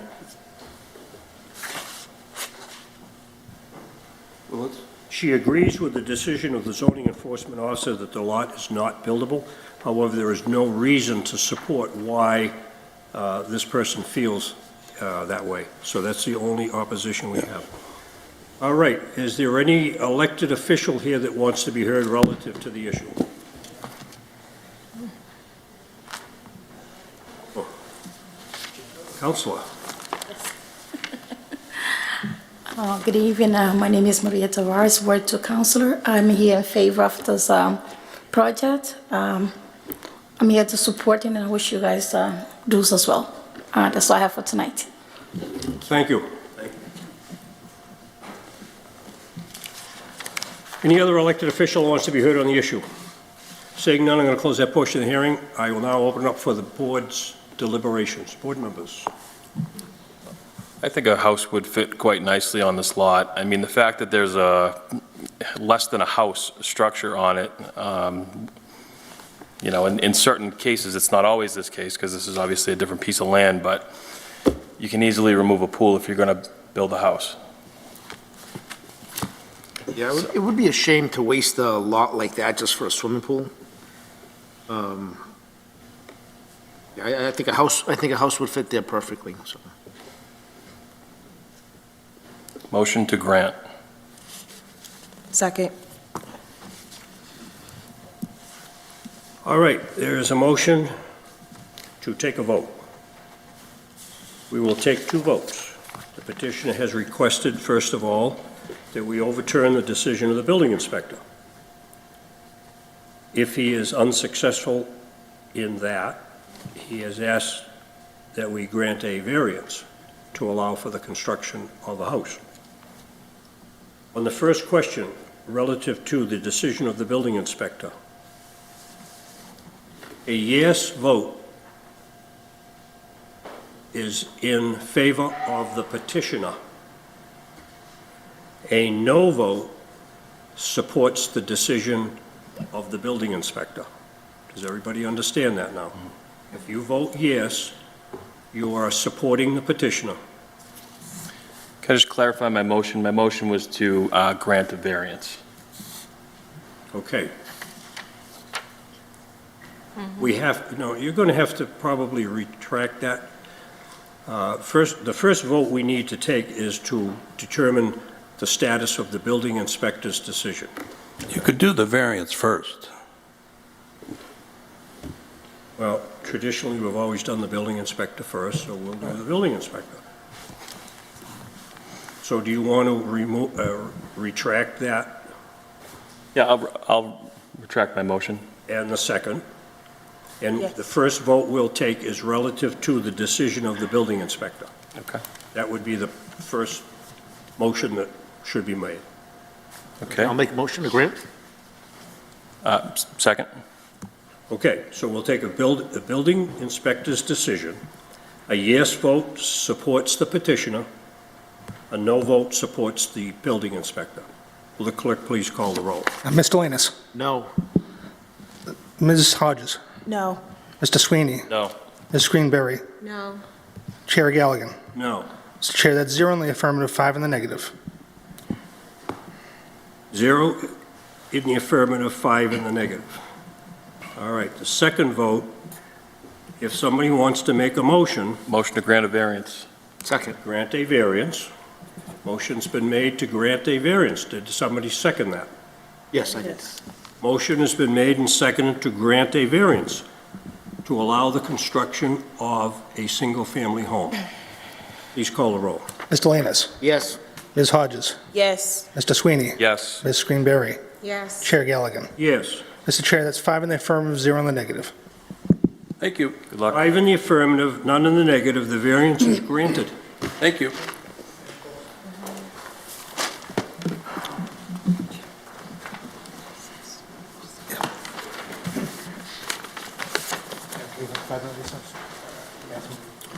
We're going to have a 5-minute recess. The meeting is reconvened. The next petition is 2406, the petition of Peter Peterson, 352 Linwood Street, Brockton, Mass., seeking to construct a 24 by 24 addition to his existing single-family home in an R1B zone located at 352 Linwood Street. There is a scrivener's error here where it says Linwood Avenue, and it should be Linwood Street. I think it got published correctly, though, the second time around. Just got to put it out there. Yep, thank you. Thank you very All right, much. Counselor. And I'm responsible for the scrivener's error, by the way.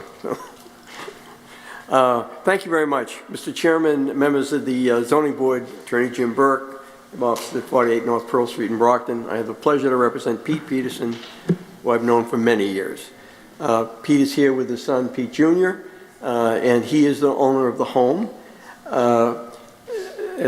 Unfortunately, Pete's wife passed recently, He's a longtime resident of Brockton, lives in Doris Avenue, and what he'd like to do is sell the Doris Avenue home and to move in with his son on Linwood Street. To clarify right at the point, and I think I made it in the brief, we're not seeking an in-law apartment, we're not seeking a kitchen, we're not trying to make this a multi-family home. This is an extra bedroom. That's all this is. The intended addition is 24 by 24, and on the above level, there'll be a master bedroom. Pete will live in has a bedroom in the existing house. We need to come to the Zoning Board of Appeals because the addition is going to impact on the side setback, which you know is 15 feet. At one point, it's roughly 13 point something, and at another point, it's roughly 11 point something. So that's the impact in terms of the side setback. We think that in this specific instance, the board would be justified in granting the relief that was requested, among other things, and I think I've mentioned this in a number of cases when I've been before the board. Our courts have consistently held that if you're looking for relief and it's dimensional relief, they tend to require less of a hardship in order to grant the relief because of the minimal impacts. In this situation, he lives right next door to an old friend of mine and many here, Chris Zagarnis. 6 Zagarnis house is on the adjacent street, and it's set back towards that street, Chestnut, what is it? West Chestnut. West Chestnut Street, thank you very much. If you had a chance to go to the property, there is extensive buffering on that side of the property, and the house is far removed from the Peterson home. So it virtually is impossible to see the Peterson house from any relevant points of that property where Mr. Zaganos' house used to be. So I would suggest that they virtually, when you look at a case and you look at a side setback case, and it's the issue is always, how is it going to affect the neighbor next door? Well, it's not going to affect the neighbor next door, and we think the board is justified in granting the relief. I'm going to let Scott go ahead and basically lay it out for you, though, at this point. Sure. Thank you. As Attorney Burke said, we're looking at a 24 by 24 addition. We've got to set back a little bit from the existing street, from the existing home. There's a window right on the side of the existing home that we'd like to keep. In doing that, we meet the front setback, the rear setback, and as Attorney Burke said, we're about 3 feet short on the side yard setback. There is, as Attorney Burke said, it's heavily wooded to the side of our property, off of our property, so there'll obviously be no clearing of that vegetation at all. And no additional utilities are needed. Existing sewer, water, electric will be coming off of the main house, the existing home. So the only setback issue is side back, yes. side yard setback. There is no other location on this house that you can put this addition. Right. So the foundation of the existing house causes kind of a hardship here that this is the only location you can put it? The other side will be the same situation, Mr. Chairman.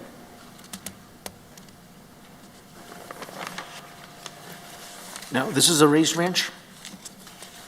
Yes. And the kitchen's on the other side? Correct. All right, are you all set? We are, sir. Good. Board members, any questions? I guess All set? We're good? I'd have one last question. Just additional space in, as opposed to the current square footage? 24 by 24, I mean, it's less than half. I don't have the numbers, Mr. Chairman, but it's less than half. Okay, thank you. Everybody's good? All right, I'll close that portion of the hearing. Is there anyone here that wants to speak in favor? Seeing none, I'll close that portion of the hearing. Is there anyone here that wants to speak in opposition? Seeing none, I'll close that portion of the hearing. Is there any elected official that wants to speak on the issue? Counselor, you're earning your pay tonight. I'm very blessed to be here tonight. Good night. My name is Maria Tavares, Ward 2 Counselor. I am here in favor to support the additional support, just for family living more comfortable with a large amount of space and increase the value of the house. And I wish everybody we can be on the same page, and I appreciate it. Thank you. Thank you. Is there anyone that has any questions regarding the testimony that has been given? Seeing none, I'll close that portion of the hearing. That concludes the public discussion. I'll now open it up to the board members. Board members, discussion. Yeah, I don't see an issue with that, especially since there's no neighbor there on the right side. It looks like the best location for it. I would agree. Plus, the houses down the end are larger, so there's a similar theme on that street, so. So I think what we need to be careful of is maybe put a stipulation on here that this is not an in-law addition. There is no kitchen. It's strictly for, I think he said, a master bedroom? It is. Expansion? Yeah, that's essentially, there may be a bath too, but it's a master bedroom. That's what it is. Okay, the only reason I like to mention that is down the road, if this house was sold, I just want to make sure that that doesn't happen. So if it's specific that it is a bedroom, that kind of tightens the loop. All right. The chair Motion to would grant? entertain a motion if you got one. Yep, motion to grant? Second. Motion has been made and seconded to grant. Will the clerk please call the roll? Mr. Lanus? Yes. Ms. Hodges? Yes. Mr. Sweeney? Yes. Ms. Greenberry? Yes. Chair Galligan? Yes. Mr. Chair, that's 5 yeses and 0 nos. The vote is 5 in the affirmative, none in the negative. The petition is granted. Thank the board.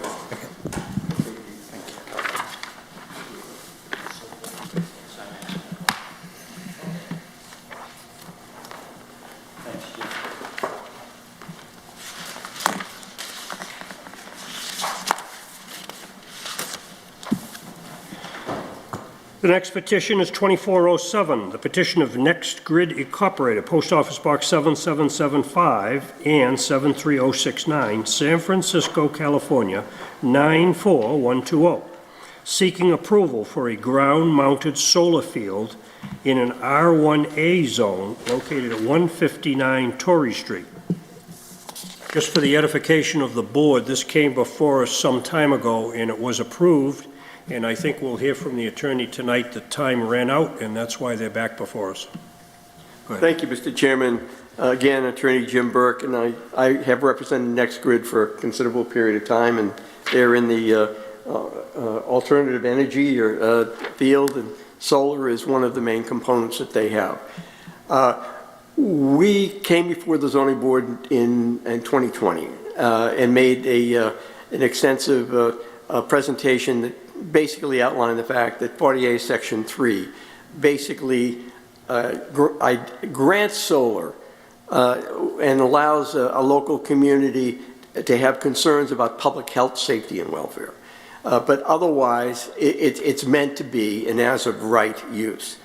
The board kindly granted that request. We were in the process of engineering the project when we discovered that originally the project was at the rear of the Thorny Lee Golf Course that was adjacent to Thorny Lee Terrace.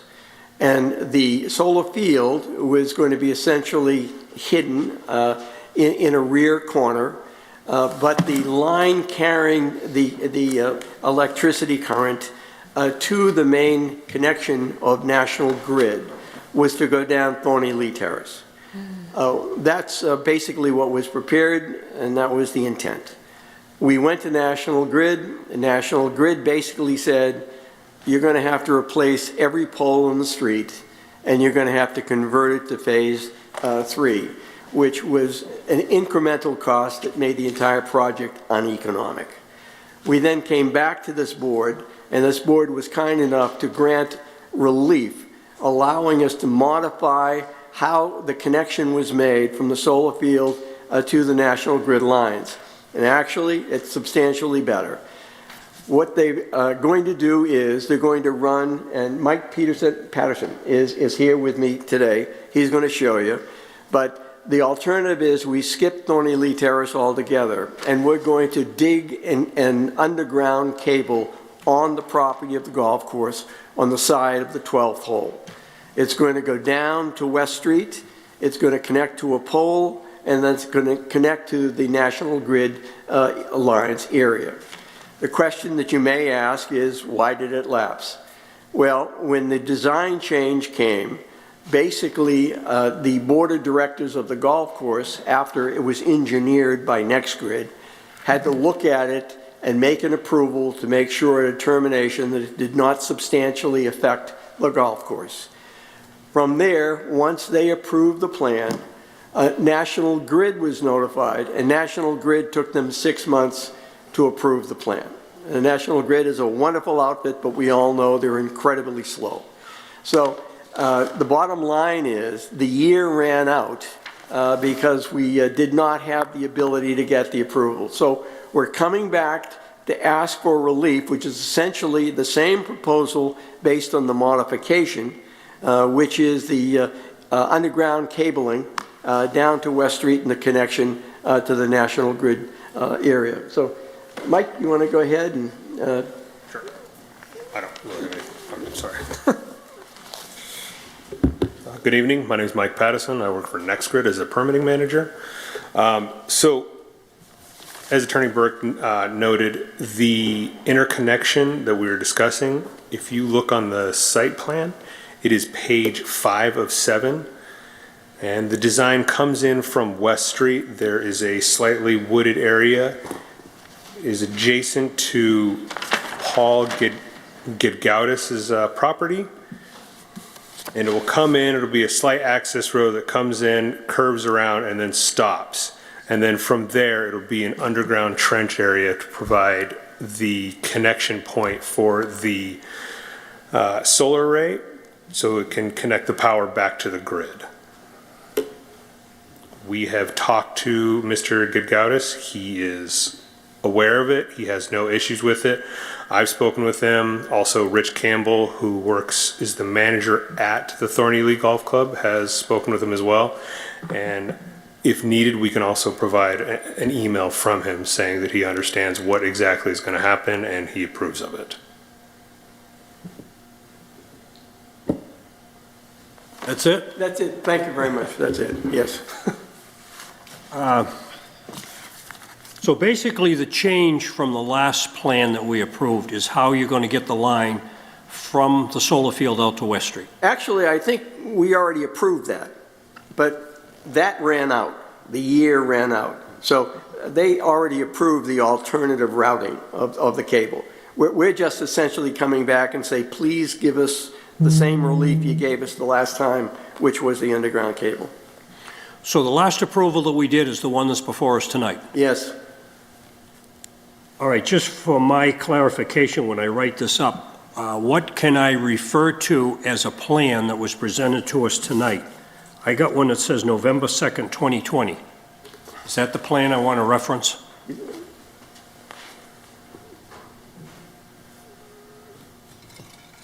That would be on page 5, sheet 5. It's actually showing as, if you're looking at the same page that I was discussing, it was an adjustment and it was extending the gravel access road to 20 feet, and that was dated 12/8/23. All right, so we don't have that plan. Well, I think it was, filed. Is it another sheet? Am I on the wrong sheet? I think it's page 5 of the, isn't it? I got sheet 5 of 6. That's what I got in front of me. Oh, the title would be in sheet 1. All right, I have so that here. Just so I fully understand, everything that we're talking about tonight is what we approved the last time. Correct, yes. The time ran out and we're, okay. That's exactly correct, yes. Now, what about, I just want to make sure that we're okay on all the things that we incorporated as stipulations for the solar field remains the same. We'd be happy to stipulate that whatever the conditions were in the last approval will remain in this approval. including the decommissioning plan that was presented in case this thing goes belly up, how it's going to be removed. There was a detailed decommissioning plan, and yes. So I can reference all of that, May. and we'll be okay. We are happy to stipulate that. Okay, great. I have no further questions. Mr. Chair, I do. Is this going to be visible? How tall is this structure, and will the neighbors be able to see it? Is it going to be an issue? The tallest it'll be at 8 feet, which is significantly lower than the surrounding tree cover. Okay, so the tree cover will surround that from the course? Absolutely. Okay. Also, on West Street, would you guys consider a stipulation of maybe upgrading that fence? The course takes up a significant stretch of West Street, and it's not the most pleasant fencing for such a nice golf course. Would that be something that you'd consider to upgrade as a part of approval? I can discuss with the country club. Okay, because We can make best efforts. it's a very beautiful stretch of Brockton that, we could probably beautify quite a bit. Just to confirm, we're talking about the chain link fence. The chain link, if there makes sense to have some peekaboo views as you drive down West Street, it would significantly beautify that community in that area. What's a peekaboo? It doesn't always have to be a solid fence. You could see through to the course in some areas that make sense, not necessarily near the holes, but, in the distance areas. I think we just need to be careful that we're not putting... We don't necessarily have to stipulate that condition. However, I think you could beautify it with a better fence. I work extensively with the president of the company, and I'm more than happy to take it to Aaron and ask. Okay. I think that's the best way to handle it. All right, so board members, any other questions? So just real quick, in your interactions with the small set of abutters that you do have, was there any request for any type of visual mitigation at all? I know you mentioned some of it might be hidden. No. Wondering what that was like. The way this was designed, it actually cuts through one of the tees, so we have to wait until the season is over to begin again. But all of those homes will have no visual impact. There is one home that will have a potential visual impact. And Mr. Patterson already identified that they've extensively talked with him. The club personally met with him, extensively talked with him, and he is okay with the program. So. Okay. His only request was if we would remove an additional tree. That was all he asked, because apparently one had crushed his truck previously. He wanted you to remove a tree?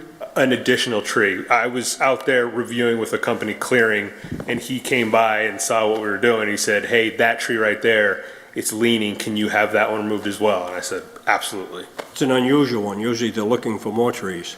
Well, I think if you had a tree crush your truck, you'd want a few more removed as well. All right, board members, we all set? Yes. Good. All right, I'm going to open up for public discussion. Is there anyone here that wants to speak in favor? Seeing none, I'll close that portion of the hearing. Is there anyone here that wants to speak in opposition? Seeing none, I'll close that portion of the hearing. Is there any elected official that wants to be heard on the issue? Seeing none, is there anyone here that has any questions relative to the testimony that's been given? Seeing none, I'll close that portion of the hearing. That concludes the public discussion. I'll now open it up for board member deliberations. Board members. There's a letter. Yep.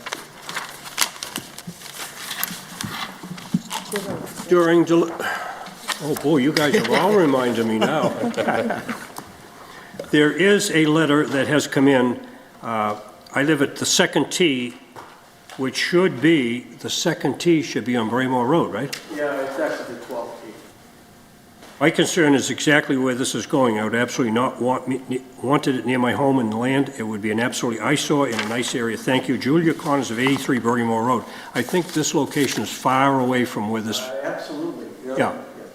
So I think her concerns are ameliorated based upon the fact that she lives way, way away from this. All right, board members, any other Do we want to deliberation? suggest that they follow up with her? Just suggest that they follow up with this particular person about this issue? I don't know, it's up to you, but. with this abutter? We wouldn't follow up with that, would you? We wouldn't. No. Not, I mean, I don't, it's up to Petitioner you may. to decide, but she seems concerned. That's fine. Yeah. I can have the club reach out to her. Okay. They want to be good neighbors, and I'll I get a think copy that of the would be letter, give it to the manager, and ask him to reach out to her. That's the best way to handle it, yep. Thank you. So basically, all of this was approved some time ago. The only difference was the line coming down Thorny Lee Terrace, which now came to us tonight. The time ran out, so here we are, just kind of regurgitating what we saw last time. And I would suggest that we keep the stipulations that were on the original granting, particularly the one with the decommissioning of the site, that if it is decommissioned, I just don't want them to walk away from it. They're going to have to take it apart. So, Motion to grant. Second. so a motion is made and seconded with those stipulations. The clerk, please call the roll. Mr. Lantis. Yes. Ms. Hodges. Yes. Mr. Sweeney. Yes. Ms. Greenberry. Yes. Chair Galligan. Yes. Mr. Chair, that's 5 yeses and 0 nos. Vote is 5 in the affirmative, none in the negative. The petition is granted. I thank the board. Could you email me this letter? Yes, we'll send that out. Let's see.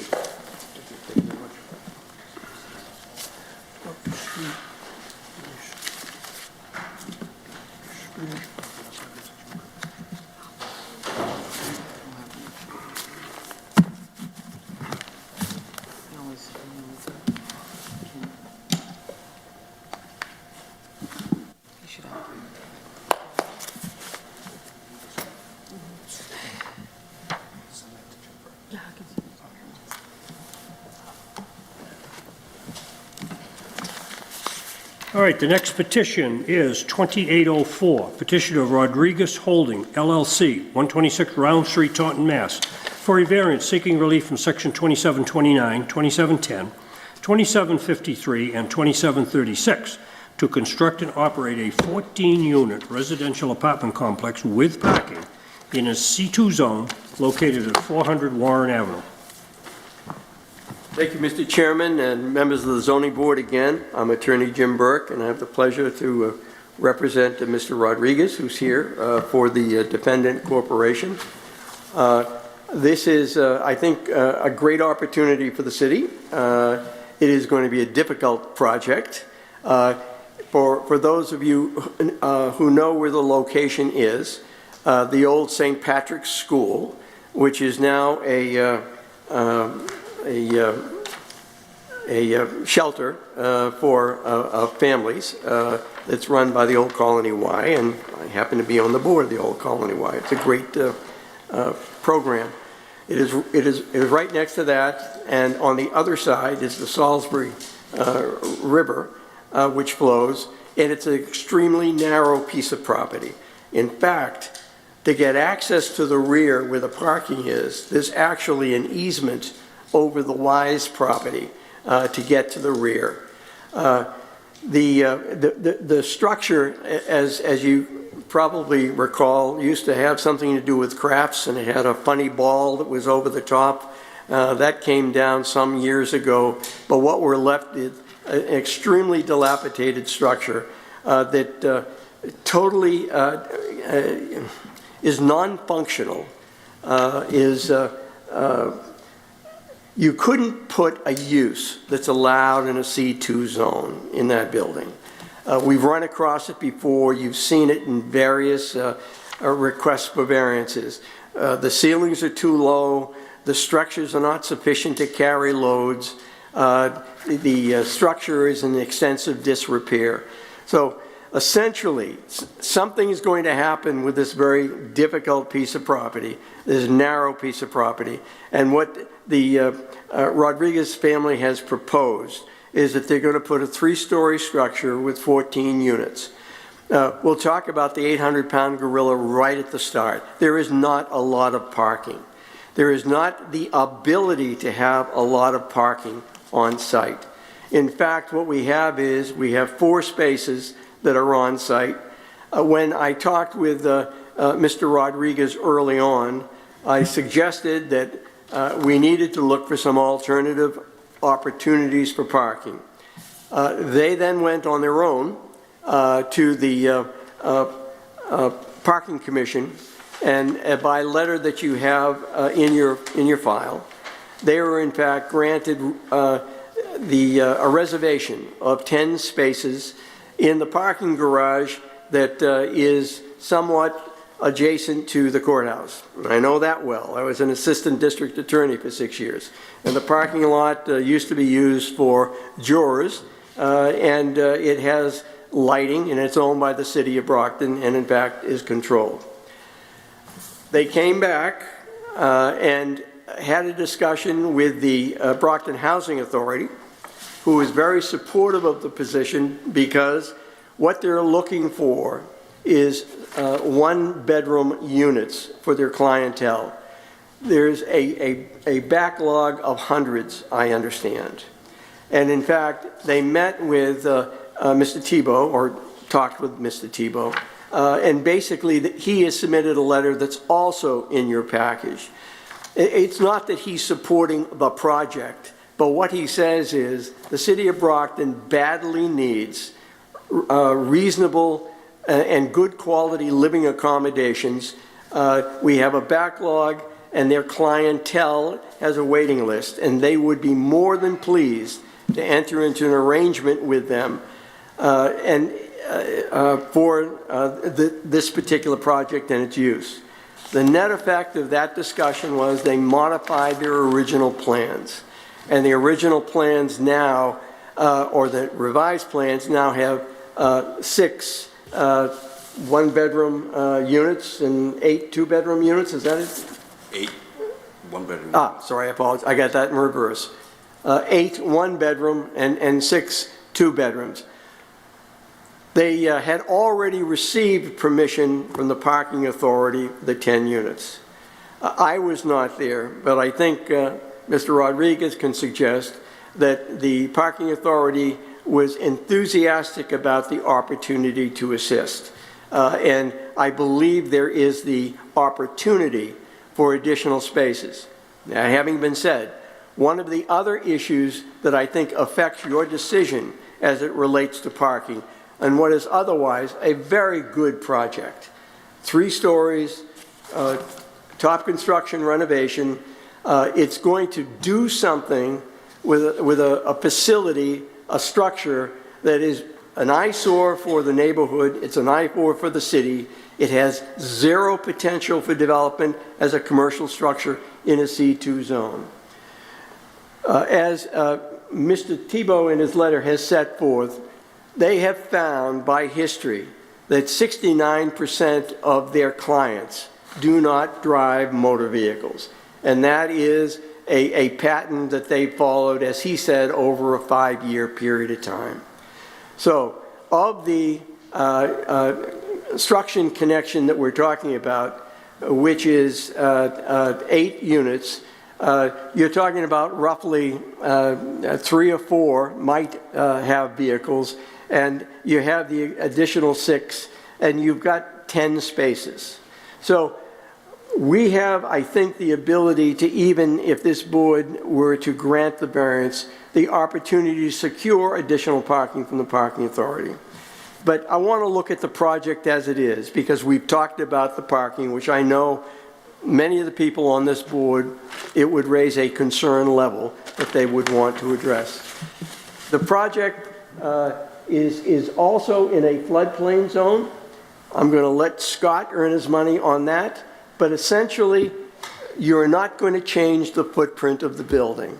There's not going to be any addition that's going to change the footprint of the building.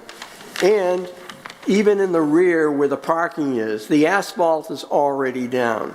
So if there is construction, it's going to be minimal, and it's above the floodplain zone, a floodplain line. So we think that virtually has no impact. And I have to identify it because we had to ask for that relief, which requires that construction within the floodplain zone secure a special permit rather than a variance. So the The project is something that they want to take on. When they complete it, I think it's something that the city will be happy that they undertook. It certainly is within some walking distance of the intermunicipal bus and train facilities, although it is slightly outside of the downtown core of the 40-yard district.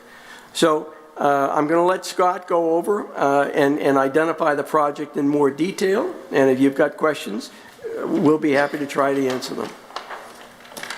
Thank you, Attorney Burke. From our point of view, from an engineering point of view, this project falls under the definition of a redevelopment. So stormwater management, site plan regulations, conservation regulations treat redevelopments differently than they do if it's new construction. With new construction, if this was a vacant piece of property with a building and parking lot, we have to handle the runoff for the entire proposed impervious surface. Whereas a redevelopment, we're only required to handle 40% of the runoff that's currently generated on our site. It's the similar thing to every project that's been going on downtown specifically. So in order to do that, essentially what we do, if you look at our site, you can see the building itself takes up about half of the entire property, about half of the impervious surface. So the way we meet that 40% removal of the surface runoff is to actually infiltrate the roof. So we'll have gutters and downspouts and have an infiltration system right here in the middle of our parking lot. So that will handle all the drainage, all the runoff. It's actually a big improvement on what's there now, which is nothing. Everything just pretty much sheds right to the Salisbury Brook in this location. So there's no treatment. Water is running uncontrolled into the brook. So this will be a vast improvement of that. As Attorney Burke said, there will be no new construction. We'll end up scarifying the pavement and repaving it so it's new and fresh, but there won't be any additional impervious surfaces as part of our project. The building, again, is exactly the same footprint.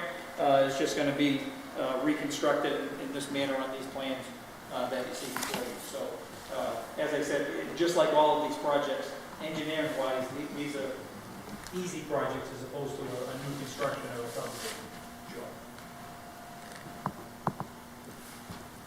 If there are any additional questions, I will say in terms of the laundry will be in the basement. It's not shown on the plans, but the laundry will be set up in the basement of the structure. How far away is the parking, actually? 350 feet? Correct.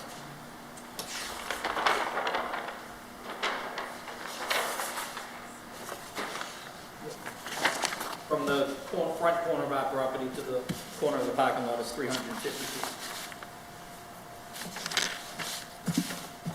All right, so talking about that,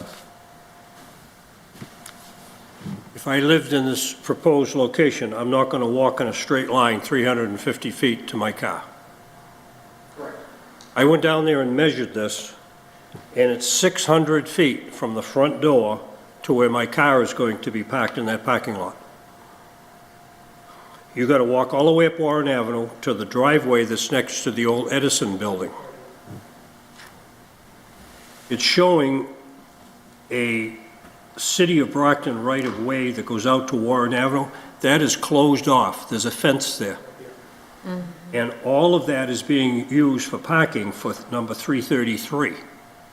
So in effect, the parking that you're talking about, you've got to walk the length of Warren Avenue all the way up to the old, was it Columbia or Electric, I think it was, and down that driveway and then back down to where your car is parked. You cannot walk in a straight line. So I just want to make sure that we all understand that even though in a straight line it's 350 feet, it's not. It's 600 feet.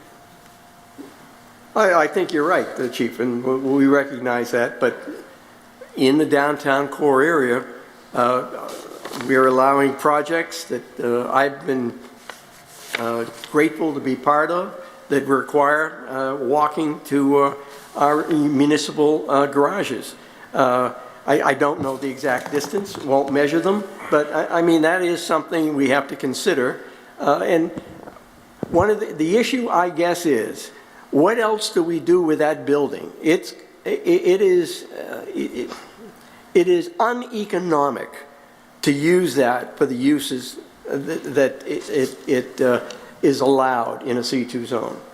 The only hope for resurrection of that structure is as residential. And that's part of what the task we have, and because of the nature of the building, there's a certain volume of units that's really necessary to make any intelligent investor willing to take on the challenge. I understand this isn't perfect, but I think in the final analysis, if this board sees fit to grant it, it will wind up being something that makes a substantial improvement for the neighbors, for the community, and impacts the dearth of good housing that we need both in the state and the city of Brockton. So I'm trying to understand, so in the back of this, the existing building, it looks like an addition was added? So when you say you're not changing the footprint, you're including that, like, addition that's kind of randomly back there? Right, in that location. It's, I'll try to flip to the proposed plan first, if I may. It is. Mr. Ferry, if you could use the microphone, please.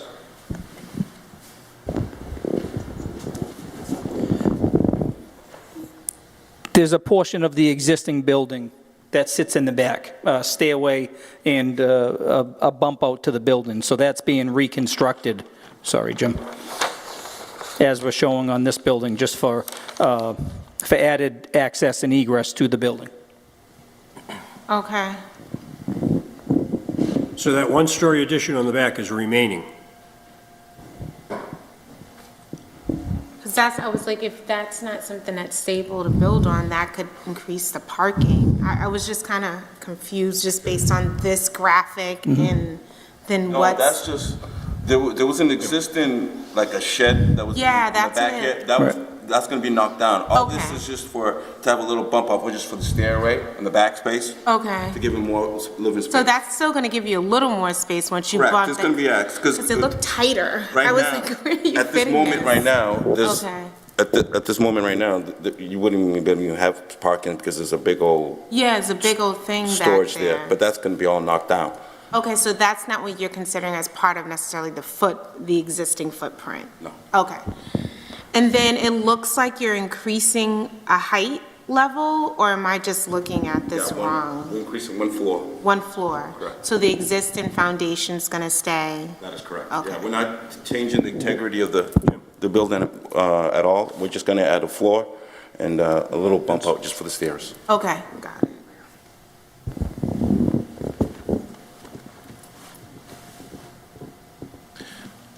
What's the square footage for the 1 and the 2s?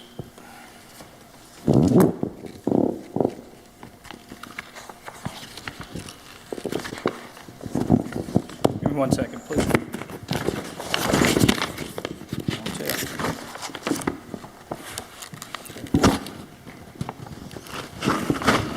There's a graph. Yeah.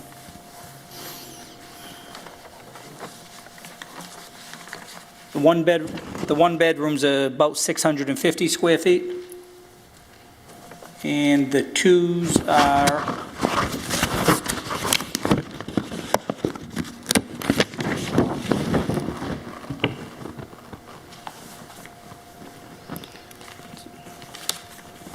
about 800 square feet, Mr. Sweeney. Gets harder and harder to see those little numbers.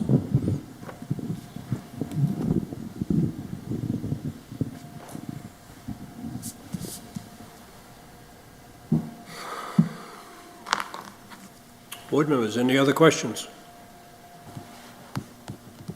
I tell you, the one concern that is developing in my mind that we're going to have to look at from a city side here is how much of this parking is available from the parking authority.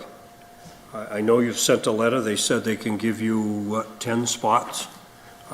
They have also given the new owners of I would say the old Van Dams. They've also been given spots across the street in that parking lot. I'm just getting very concerned that do all these spaces actually exist? And I know that's beyond what you can take care of, but I think it's something that we as a board, as a planning board, we've got to take a hard look at how many of these spaces are actually available. So, but they're saying they'll give you 10. And you have 4 on-site, so there's a total of 14 parking spaces. So you're proposing 1 parking space per unit. That's correct. Again, with the adjustment, the asterisk, that if we proceed with the housing authority, that seems to be a viable option for both parties, that we would not, it would boost the actual utilization of the spaces. It would, and they're going on the premise that everybody doesn't have a car. Well, 69%, and he's got a track record of 5 years. That's what he says in his letter. And actually, I talked with him about it, and they're very, very clear on that. Very good. Board members, any other questions? What would be the spot for deliveries? Would they utilize Warren Avenue? I thought of that. I mean, I think you could get a delivery vehicle in the back and out. I think you have that availability. Of course, it would be standing. It wouldn't be there for a lengthy period of time. But, you know, people do use Warren Avenue on occasion. I don't think that's the first choice, but you have the ability to make the delivery on-site. I have one question. So I know each apartment has 1 space according to the plan, but what happens if someone has a visitor? Where would those visitors park? And we run into this in every project that we have, and it's a good question, and I understand it. And one of the issues is, again, it's difficult to foresee, but it's now 10 o'clock in the morning, and a certain percentage of these people who have to pay substantial rent are working. And in fact, there should be available spaces at that period of the day. So it's difficult to identify. I had a very good project in one instance when we met the exact required spaces, and someone suggested, well, what happens if you have a guest? I mean, that's involved in the calculation of determining. And what we decided is this is a downtown core. And as part of urban redevelopment using a transmodal system, 1 space is in fact, an acceptable, whether it's practical, but they are using that in the development mode. And I think it'll work in the structure. Now, will each parking spot be assigned to each unit? I don't know if he's got that far. We haven't even gotten that far to set up that in that aspect, but that's ability we can set it up if we wanted to set that up. We mentioned that with the parking authority. Did they also mention if we needed more space, we could always come to them and ask them about that too as well. But we haven't decided that yet. I think you're talking about designated parking on the site itself. Or any of the 10 units, 10 parking spots. Well, if I had one of those units and I was coming home from work, I don't have to worry about somebody parking my spot? Well, with the Brockton, the parking authority mentioned that those spots will be designated for us. It wouldn't be safe, they would have specific spot assigned for them, but those 10 spots would be assigned to the building. So they would be. So the building can assign them to each unit if they wish? If we wanted to, correct. Okay. What do you do for rubbish removal on this site? What's your plans for rubbish removal? You could have a dumpster or? Have a dumpster in the back.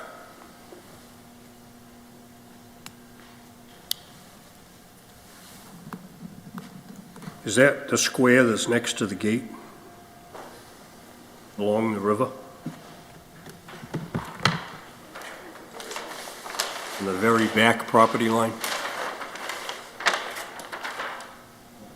Yes, that's correct. Right close to the turnaround. Okay, any other questions from the board members? Everybody's good? Okay, I'm going to close that portion. Is there anyone here that wants to speak in favor? Seeing none, I'll close that portion of the hearing. Is there anyone who wants to speak in opposition? Seeing none, I'll close that portion of the hearing. Is there any elected official that wants to be heard on the issue? Councilor?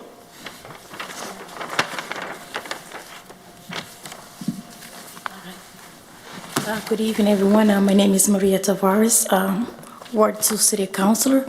Yes, I'm in favor to support this project. Actually, I went there myself.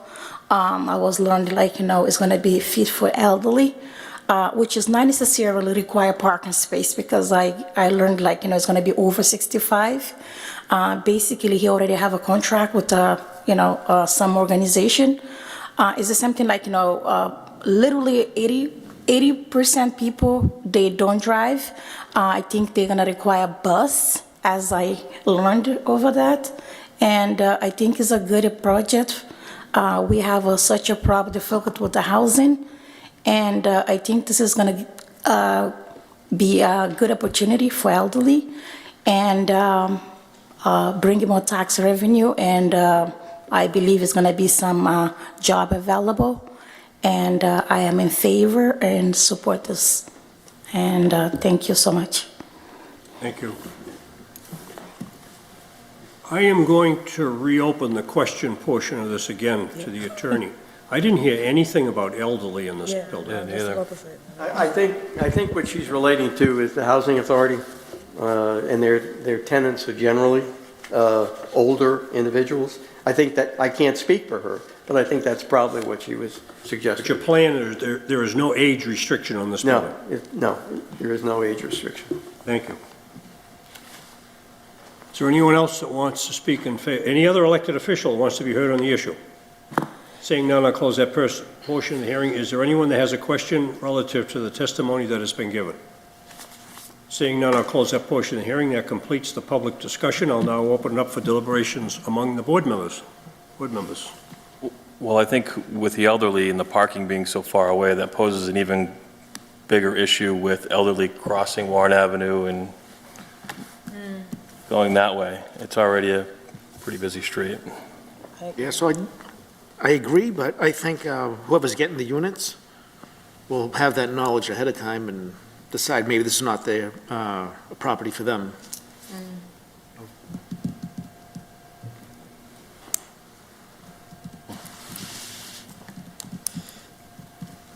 I'm just concerned with the third floor addition on this building.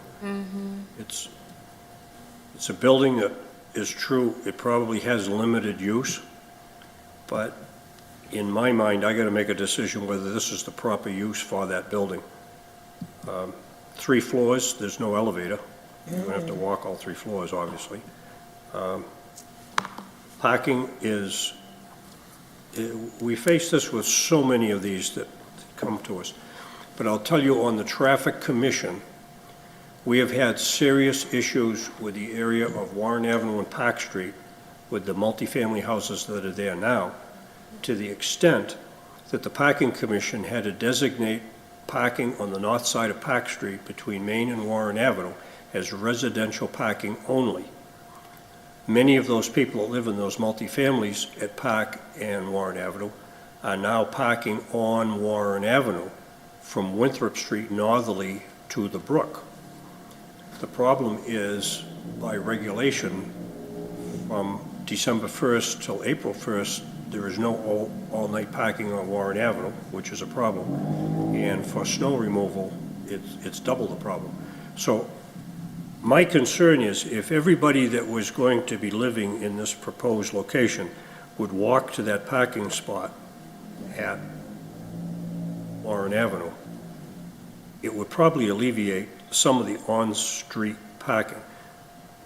But as the question came up, when guests come to visit, are they going to park all the way up across the courthouse and walk all the way back down where they're probably going to grab the first parking spot that they can find? And that's kind of the way it is, as the attorney mentioned, in an urban area. That's what you deal with. But that area right now, Warren Avenue, Park Street, is a challenge. West Park Street, I just want to be careful that we don't drive additional parking from this building into those neighborhood streets that are maxed out right now. So if they have sufficient parking in their parking lot, it's great. The problem is, would the people be willing to walk that far to park their vehicle? So I guess this is a proposal of what to do with the building. I guess we got to determine whether it's the best proposal, or make up your mind on what you think about this thing. Motion to grant. Second. Motion has been made and seconded to grant. Will the clerk please call the roll? Mr. Lanus? Yes. Ms. Hodges? No. Mr. Sweeney? No. Ms. Screenberry? No. Chair Galligan? No. Mr. Chair, that's 1 in the affirmative, 4 in the negative. The vote is 1 in the affirmative, 4 in the negative. The petition as presented is denied. Thank the board for its time.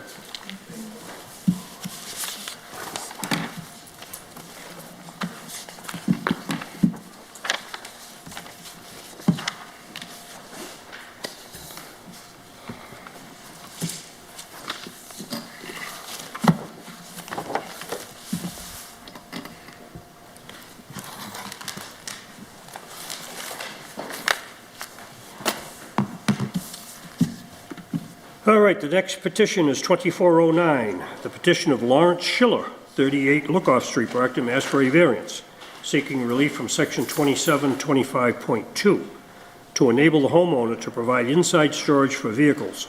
Storage will be lost when the existing garage and shed are raised in an R1C zone located 38 Lookoff Street.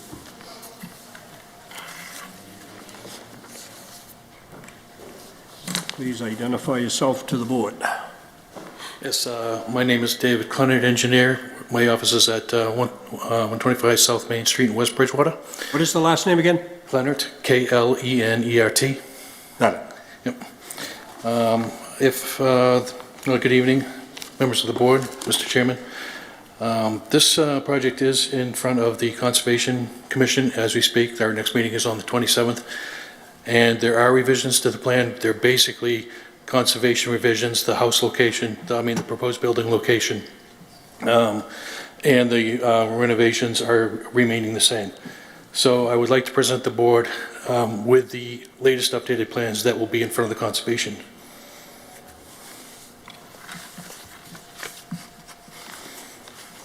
Is this plan substantially different than the one that we have in front of us? It is not. What's different about it? Well, there's 2 plans now. The conservation thought it was a little bit confusing with 1 plan, so we separated it into the demolition plan, existing conditions demolition plan, and the proposed plan. So we basically made 2 plans out of 1 plan to make it less confusing for the conservation. All right, so the plan that we have in front of you is the one that's amended? The one that is in front of you, I believe, is just the 1 plan. That's the one we have right here. Yep. And so I have the amended plan that's going to go to the conservation, that's in the conservation hands now. All right, if this is not a major revision, I'll allow it. But in deference to the board, it's not fair to the board to have to look at a new plan tonight that we've never seen before. I understand. So if this is minor... It's very minor. Okay, let's do it. Okay. So what's happening here is this is a... This land was bought back in 2006, and it was bought with pre-existing non-conforming structures. Let me see, I got some notes on this. So, what the client would like to do, as some of these pre-existing non-conforming structures are going to need some upgrades in the next 5 to 10 years, he'd like to be preemptive and tear them down and build something new that's going to last a lifetime, or his lifetime with the property. The buildings that he's going to demolish, I can show you on the plan. Why don't you pick that up and just come closer to the board so they can see it? All right. You're gonna, this is kind of tricky. All right, let me do it. No problem. Yeah, I don't have that. I looked through the... Now, is this the new plan or the one we have? The new plan. Do you have copies of the new plan? I do. You're going to give them out? That's what I asked in the very beginning.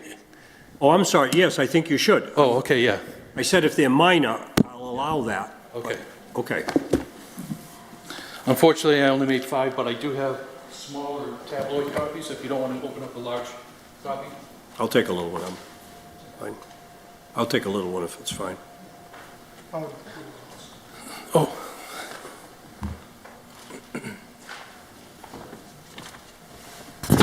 There's only 5 of those, so someone's going to end up without one.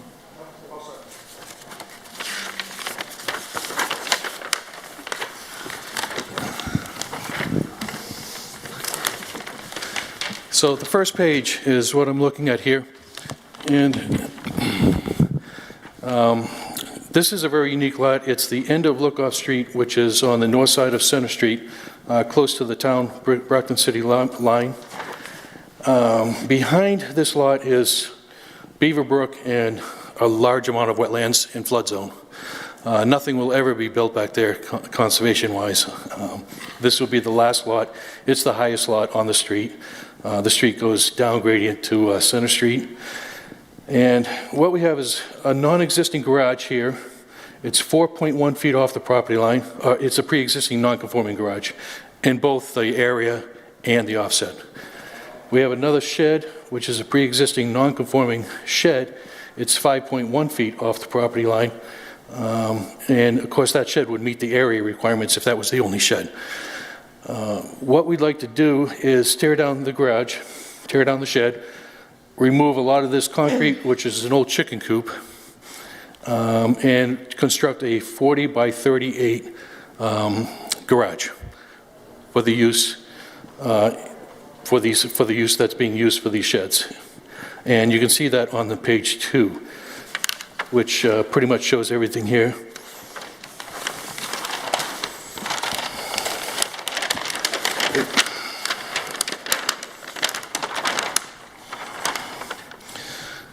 So on page 2, we're going to take 2 non-conforming, pre-existing non-conforming structures that are going to need work. We're going to raise them. And in a solid red, we're going to build a 40 by 38 conforming structure. And the relief we're asking for, of course, is the 30%. You're only allowed 30% of the first floor of the existing house for the area of that, for that accessory building. Now, the existing garage being torn down is 840 square feet. The shed is, the shed and the garage is 840 square feet. And, actually, the shed and the garage is 980 square feet, excuse me. I've got these numbers written down and I'm trying to get them straight. So we're going to tear down 980 square feet of existing storage area. And we're going to build 1,520 square feet of proposed storage area. So that's an increase of 540 square feet. Basically, is what we're asking for is an increase of 540 square feet from what's existing here. This is a benefit to the town. We're going to make the lot essentially less non-conforming.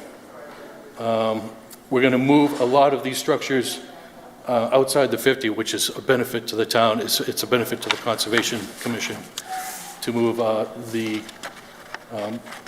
impervious surfaces outside the 50-foot buffer.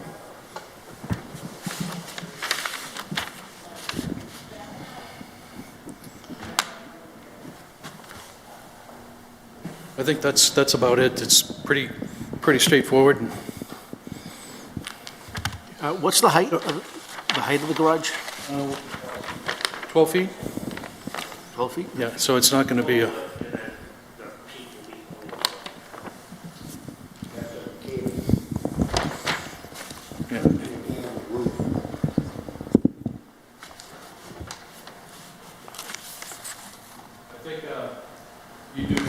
package, some elevations in the back showing the height of the garage.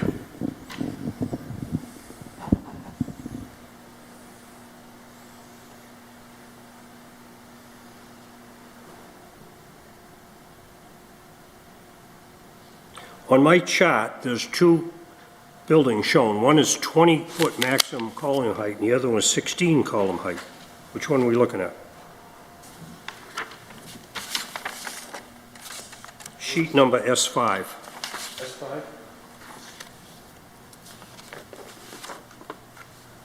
Are those the elevations, the architecturals? This one here.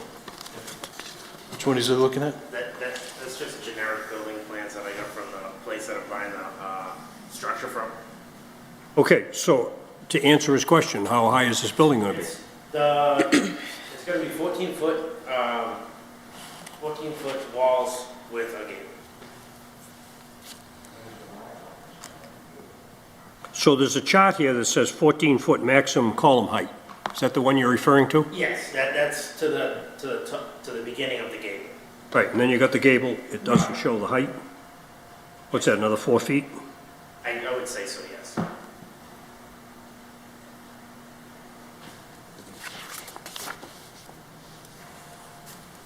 So is it safe to say that from the ground to the ridge pole on this thing is probably going to be a good 18 feet? Yes. Okay. Now, you're asking for a hardship on this, on a variance. What is your hardship on this? The hardship is the lot came with the existing structures. In order to improve the property, he's willing to spend the money to get rid of the already non-conforming structures and make them conforming. But he doesn't want to lose any of the storage that he has presently. And he'd actually add a little.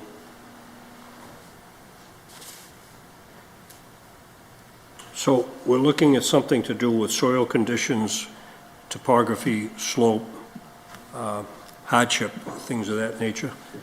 So your plan here is to take out 2 buildings and build a new one and gain 500-something square feet. That's correct. And the new building would be about 18 feet high. That's correct. Okay, we've established that. The building that's over on the left corner, the long, narrow building, sits right on the property line. What's that building? Go ahead. Can you please say that again? Sorry. Just talk right into the mic so everybody can hear it. Could you please say that again? All right, so on the plan of the site, there is a long building. As you look down the driveway, there's a building right here. Yes. What is that building? That is a garage as well. That's a garage also? Yes, it used to be that property actually used to be commercial. And it had an old machine shop on it, which is a garage now. Okay.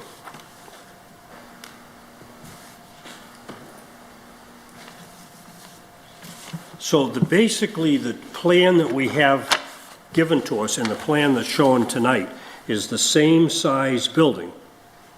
It's just that it's repositioned slightly on the lot. Is that what it amounts to? It's actually exactly the position it was on your plan, on your old plan. We haven't changed any of that. What's different about the plan you gave us tonight, then? It has to do with environmental issues. They wanted 2 plans to look at it more clearly. I can't hear you.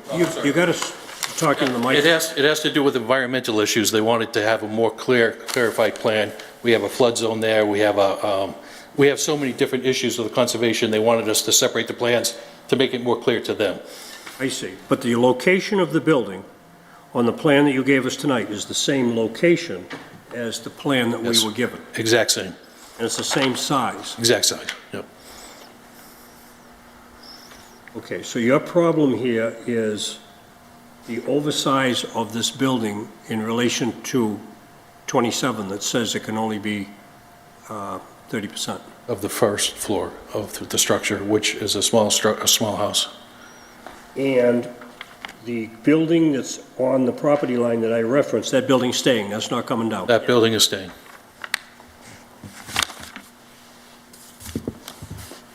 What is this building going to be used for? Storage.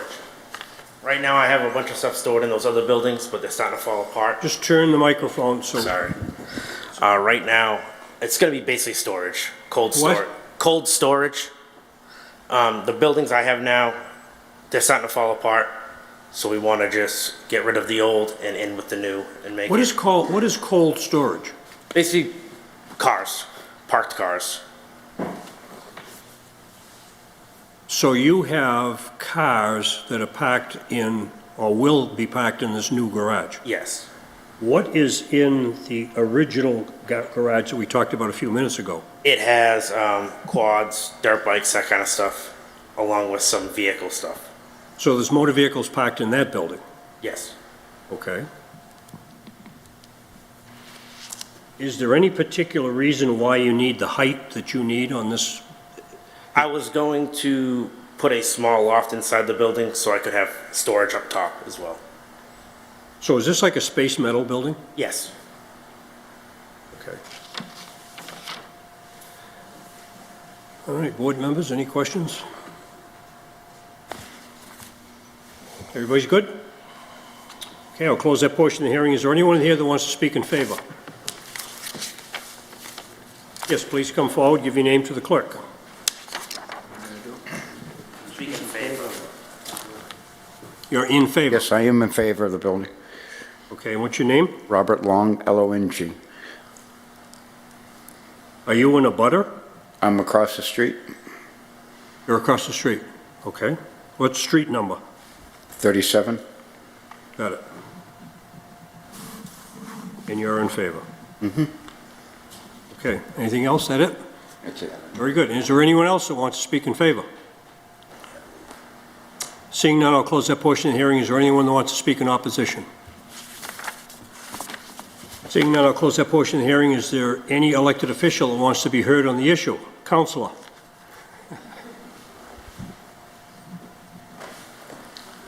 All right, good evening, everyone. My name is Maria Tavares. Ward 2 Councilor, I'm in favor of this. Thank you. Okay, thank you. Any other elected official that wants to be heard on the issue? Seeing none, I'll close that portion of the hearing. Is there anyone that has any question relative to the testimony that has been given tonight? Seeing none, I'll close that portion of the hearing. That concludes the public discussion. I'll now open it up for deliberations among the board members. I think it cleans up that property a little bit.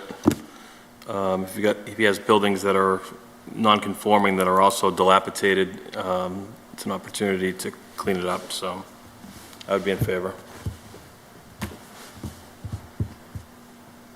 Well, I got a concern here that this is a residential neighborhood on a very narrow street. Chapter 27 gives us some guidelines on how many or what size outbuildings can be put on the same property as a dwelling. This thing here just totally far exceeds it. We're not even talking about the building that is already there. Mm-hmm. And now you're going to add another building. I have a very strong concern here that this could, at some point, develop into repairs or whatever. I know that's not part of what's being presented tonight, but if this property was ever sold, what could happen in the future with a building of that size?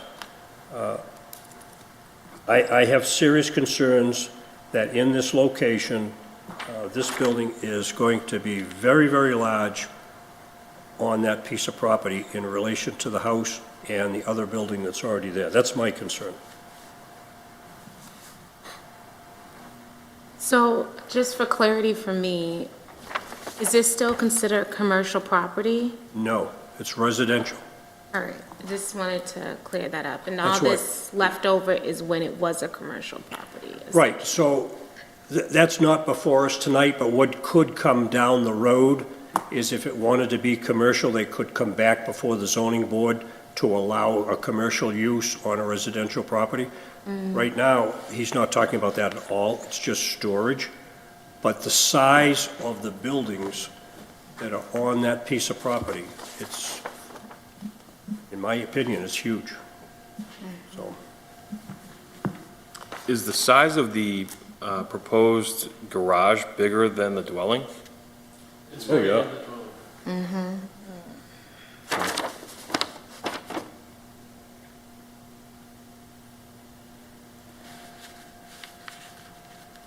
I can understand his desire to, if he's got a lot of cars, quads, everything else, it's nice to be able to do this on your property, but again, this is a residential street, it's a narrow street down the end, and it is what it is, and the potential here for this to dwarfed into something much larger, certainly looms. He may be very good at making sure that it doesn't happen, but who knows where this would go? I mean, we're granting a variance for the property, so this will stay with the property. So, we could, if this, I don't know, I'm going to say a use variance I don't think is going to fit on this one.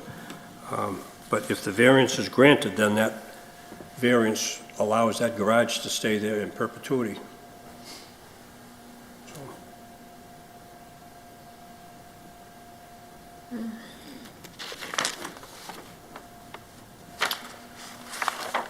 Well, if there's no further discussion, the chair would entertain a motion. Motion to grant. Second. Motion has been made and seconded to grant. Will the clerk please call the roll? Ms. Delanus? No. Ms. Hodges? No. Mr. Sweeney? No. Ms. Greenberry? No. Chair Galligan? No. Mr. Chair, that's 0 in the affirmative, 5 in the negative. The vote is 0 in the affirmative, 5 in the negative. The petition is denied.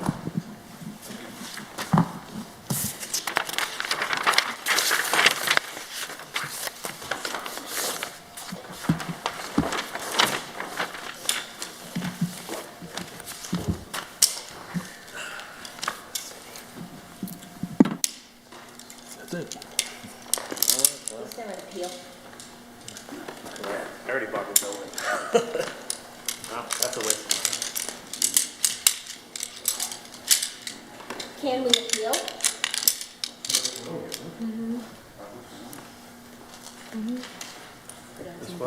Supposedly appeal. Can I get this?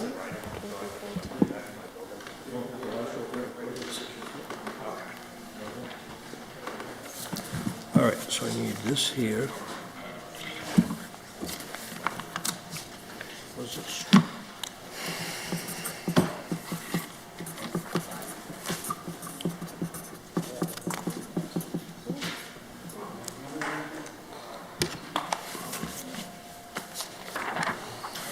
All right, the next petition here is 2412, petition Teresa DePina, 294 Pleasant Street, Brockton, Mass. For a variance, seeking relief from Article 3, Section 2725. The petitioner seeks to remodel the existing vacant barn into a residential apartment in an R1C zone located at 294 Pleasant Street. Good evening again, Chairman Galligan and the board. Chris Vale on behalf of the applicant and petitioner Teresa DePina, who is seeking to remodel an existing vacant barn into a residential apartment under Article 3, Section 27-25. Some facts particular about this project is that it's located at 294 Pleasant Street. Ms. DePina and her husband bought the property back in 2014.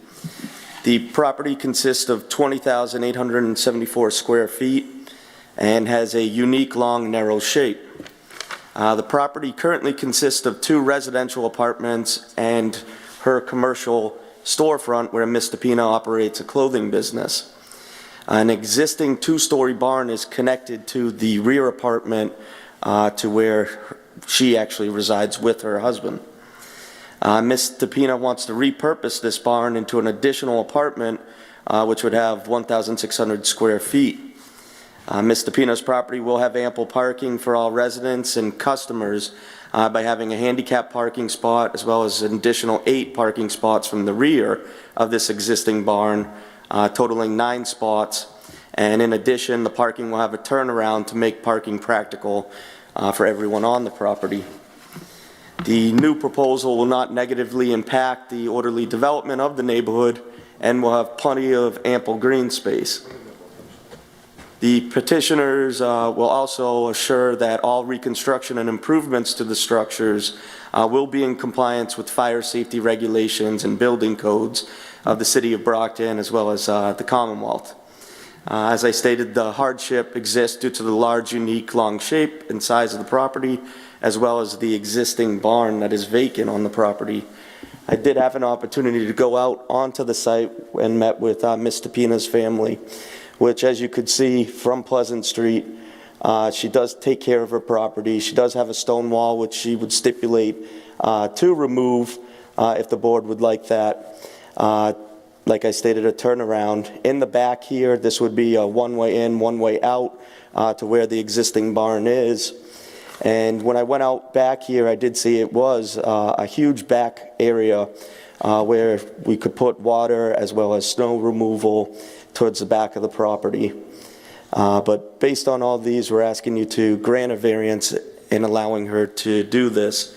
I know Ms. Tapina's family is growing, in which she has several daughters, that she wants to make it a living space for that family, for her children. I know by right, I believe she could turn this existing barn into living space. However, due to her children getting older, she wanted to create more private in and out, separate from where she actually lives. So based on these reasons, we're asking you to grant Ms. Tapina a variance. Were there plans submitted with this proposal? There was. Okay. Does any of the other board members have any? I have another location. So if you go in Citizen Serve, it should be uploaded with the application. I have a bunch of extra copies potentially. I guess I uploaded it in the portal. I guess while we're waiting, if the chair doesn't mind, there is a business up front, correct? There is. It's her very small, private kind of clothing business. You'd like to talk about what it is? She's shy, but I know I went in there. It's clothing. I think she does a lot of stitching, sewing. I make clothes. And she makes clothes. I've driven by the property several times, in and out to go into court, in which I don't see too much in and out traffic. I think it's more primarily inside where she makes her clothing and then ships it out. Okay, so there's no utilization of the on-property parking, or? There is. I can't say that there will never be, but because sometimes people will come in. But from when I drove by it, I didn't see any traffic jams out with what the current parking is. However, to alleviate those concerns, and really the only place that we could put parking was behind the barn, where we added the 8 spots.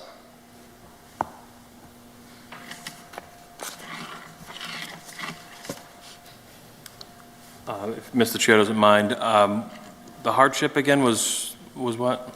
It's the long shape, as well as the old barn that is in the back that is really currently unused, and they don't have any other reason to have a barn there that's already constructed. They're not going to change that layout. They're just going to turn it into living space, which I believe that they could do by right if they were to merge it, since it's connected. However, they want to create a separate living space. Okay, seeing as none of us have the plan in front of us, how many bedrooms, what's the square footage? 4 bedrooms, and I believe it would be 1,600 square feet, which is what I believe my memo said. How many bathrooms? 1 bathroom on the first floor that is already pre-existing. Can't access it. Okay. How many floors? 2 floors.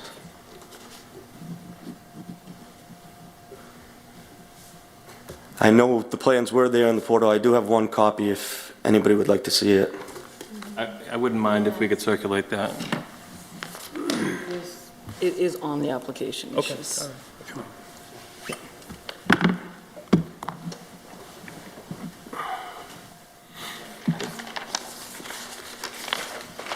Mr. Chair, have you seen the plans? Okay.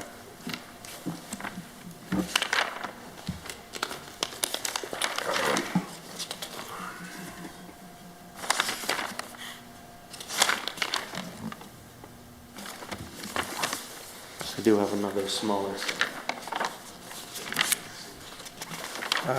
Yeah, that's not going to be good for his eyes. Thanks. I'll get you another set in a second.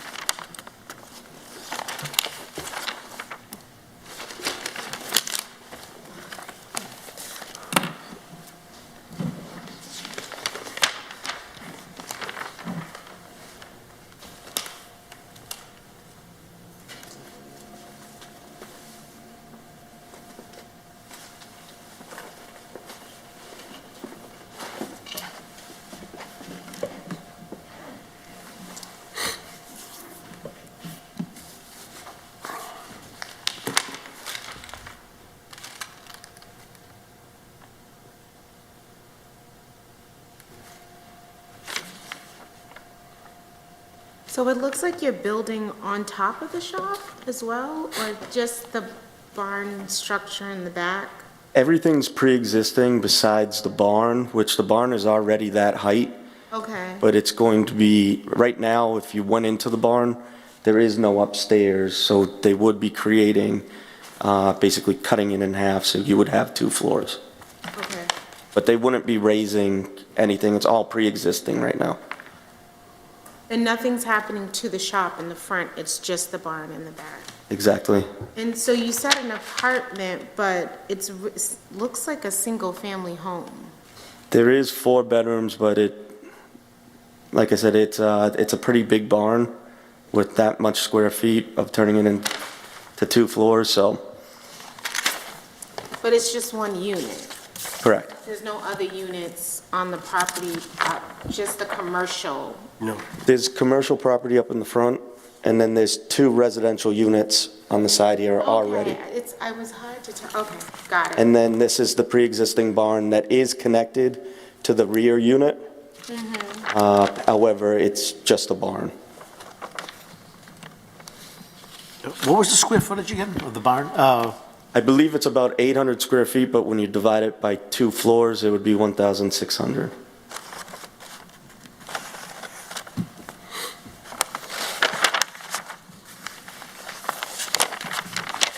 So this is zone R1, single family.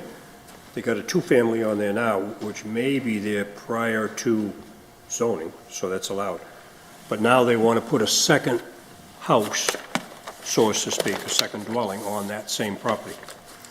And I did look on the application if there was previous zoning decisions, and I did see that there was one, or there was an applicant back in 2011, however, they withdrew that application, so it never got heard. For the same thing for the barn?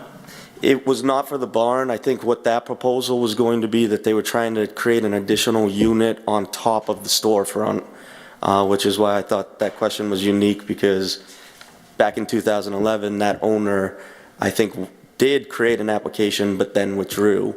And it was to create an additional apartment above that store.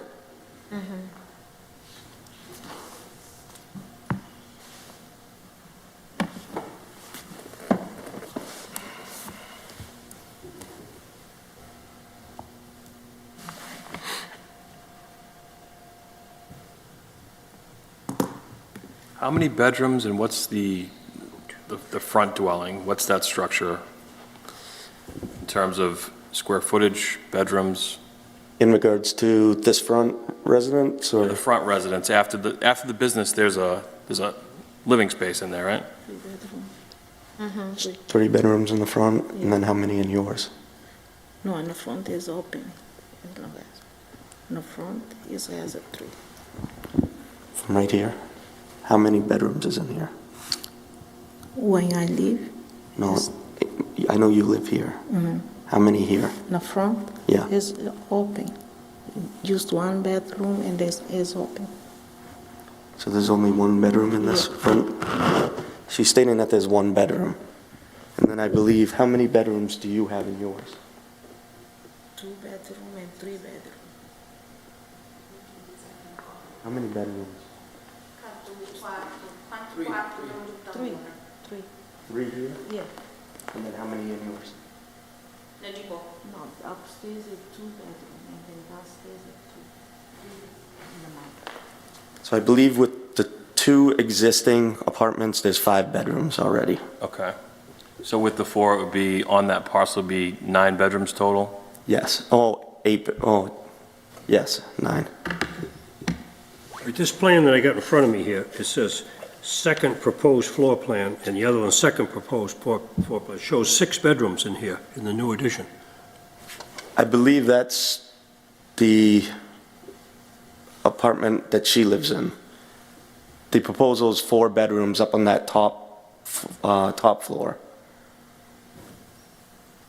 of the barn, and then it would be all open on that bottom, first floor.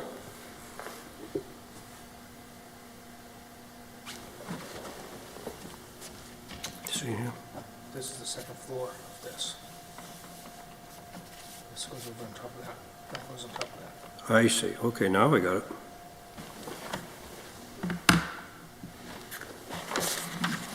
Okay. You all set with this? Everybody good? Jim, I'm going to give you that. Okay. Board discussion. Any other questions?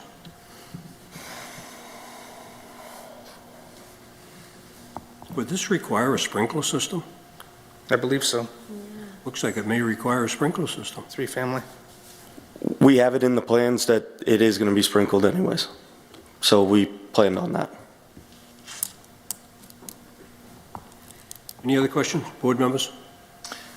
Total parking, considering now we've just got a bearing of how many bedrooms were on the total parcel? 9 total spots. So, okay, 9 bedrooms, 9 spots. And how many total bathrooms? 3? It would be 1 bathroom in the new addition, and then I believe there's 1 in each unit, correct? So 3 total. Do those parking spots also include for the commercial business as well? It would include it as well, yes.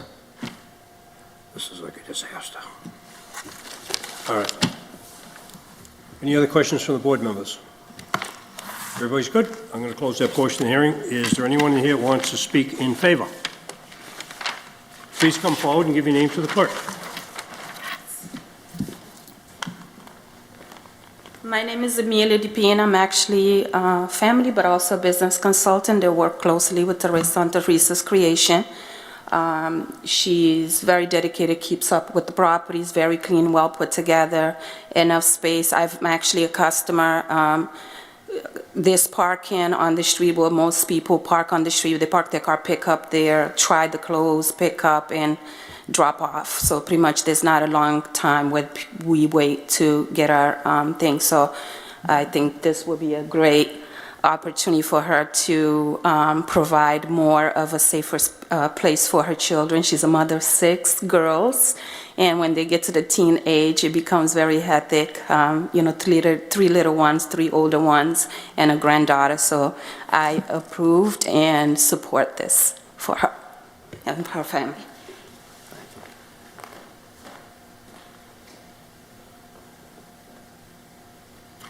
So just to straighten out what I just heard,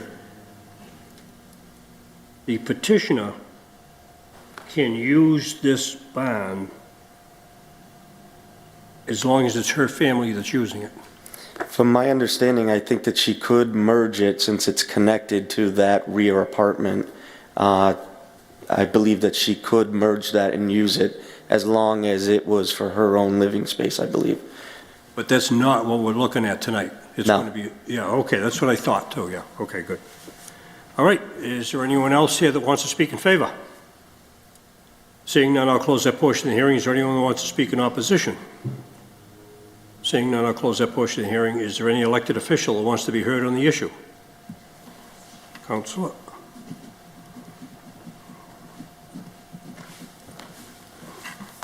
All right, good night. My name is Maria Tavares, Ward 2 Councilor. I'm here to support Mr. DePina. As far as you hear, she just want to convert this space for a family.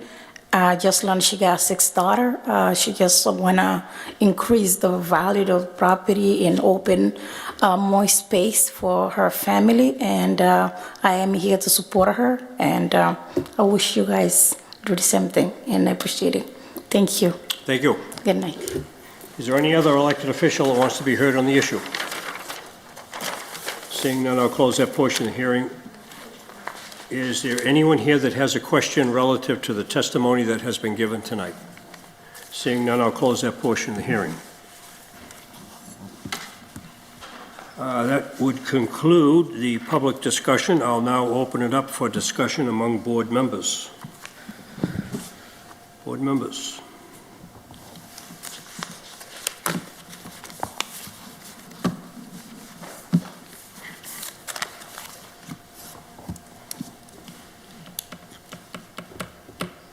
One of my concerns here is we're creating a situation where we're putting a second dwelling unit on property that is zoned single-family residential. In that area, there's a mix of multifamilies and single families. This one is R1C. I think we need to look at the density. They're showing what they consider to be sufficient parking, but a barn is a barn. It will have an effect on the neighborhood. I think those are the things that we need to consider when we look at density. So anyway, that's my concern. There is an alternative if they're not granted, they can tie the space in. Is that what you had asked previously? Well, I think what we were discussing was that when I went up and looked at it, it appears as though the barn is attached to the dwelling out front. Looks like it wasn't years ago, but somehow they attached the two. A barn is a barn, and somehow they attached the front house to the barn. So it would appear that if she wanted to make some bedroom space in that barn, and it was all in her family, as they mentioned, she has a bunch of girls and needs special, I guess through the building department, they could probably do that. What's before us tonight is creating a second living dwelling on an R1C property. So there's, I guess one alternative is that if she's going to use it for a private use, it's one thing. If she's going to build something and rent it out or whatever, now it becomes a separate dwelling on a single property. That's kind of where we got to make a decision. Motion to grant. Second. Motion has been made and seconded to grant. Will the clerk please call the roll? Mr. Lanus? No. Ms. Hodges? No. Mr. Sweeney? No. Ms. Greenberry? Yes. Chair Galligan? No. Mr. Chair, that's 1 in the affirmative, 4 in the negative. The vote is 1 in the affirmative, 4 in the negative. The petition is denied. Thank you, everyone.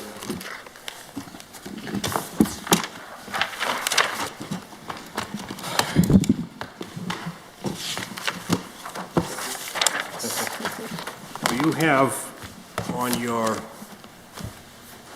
petition, I have one for Menlo Street that we're not going to hear. Right. Correct. Okay. So at this point, that should conclude the business of the board tonight, and we will be adjourned.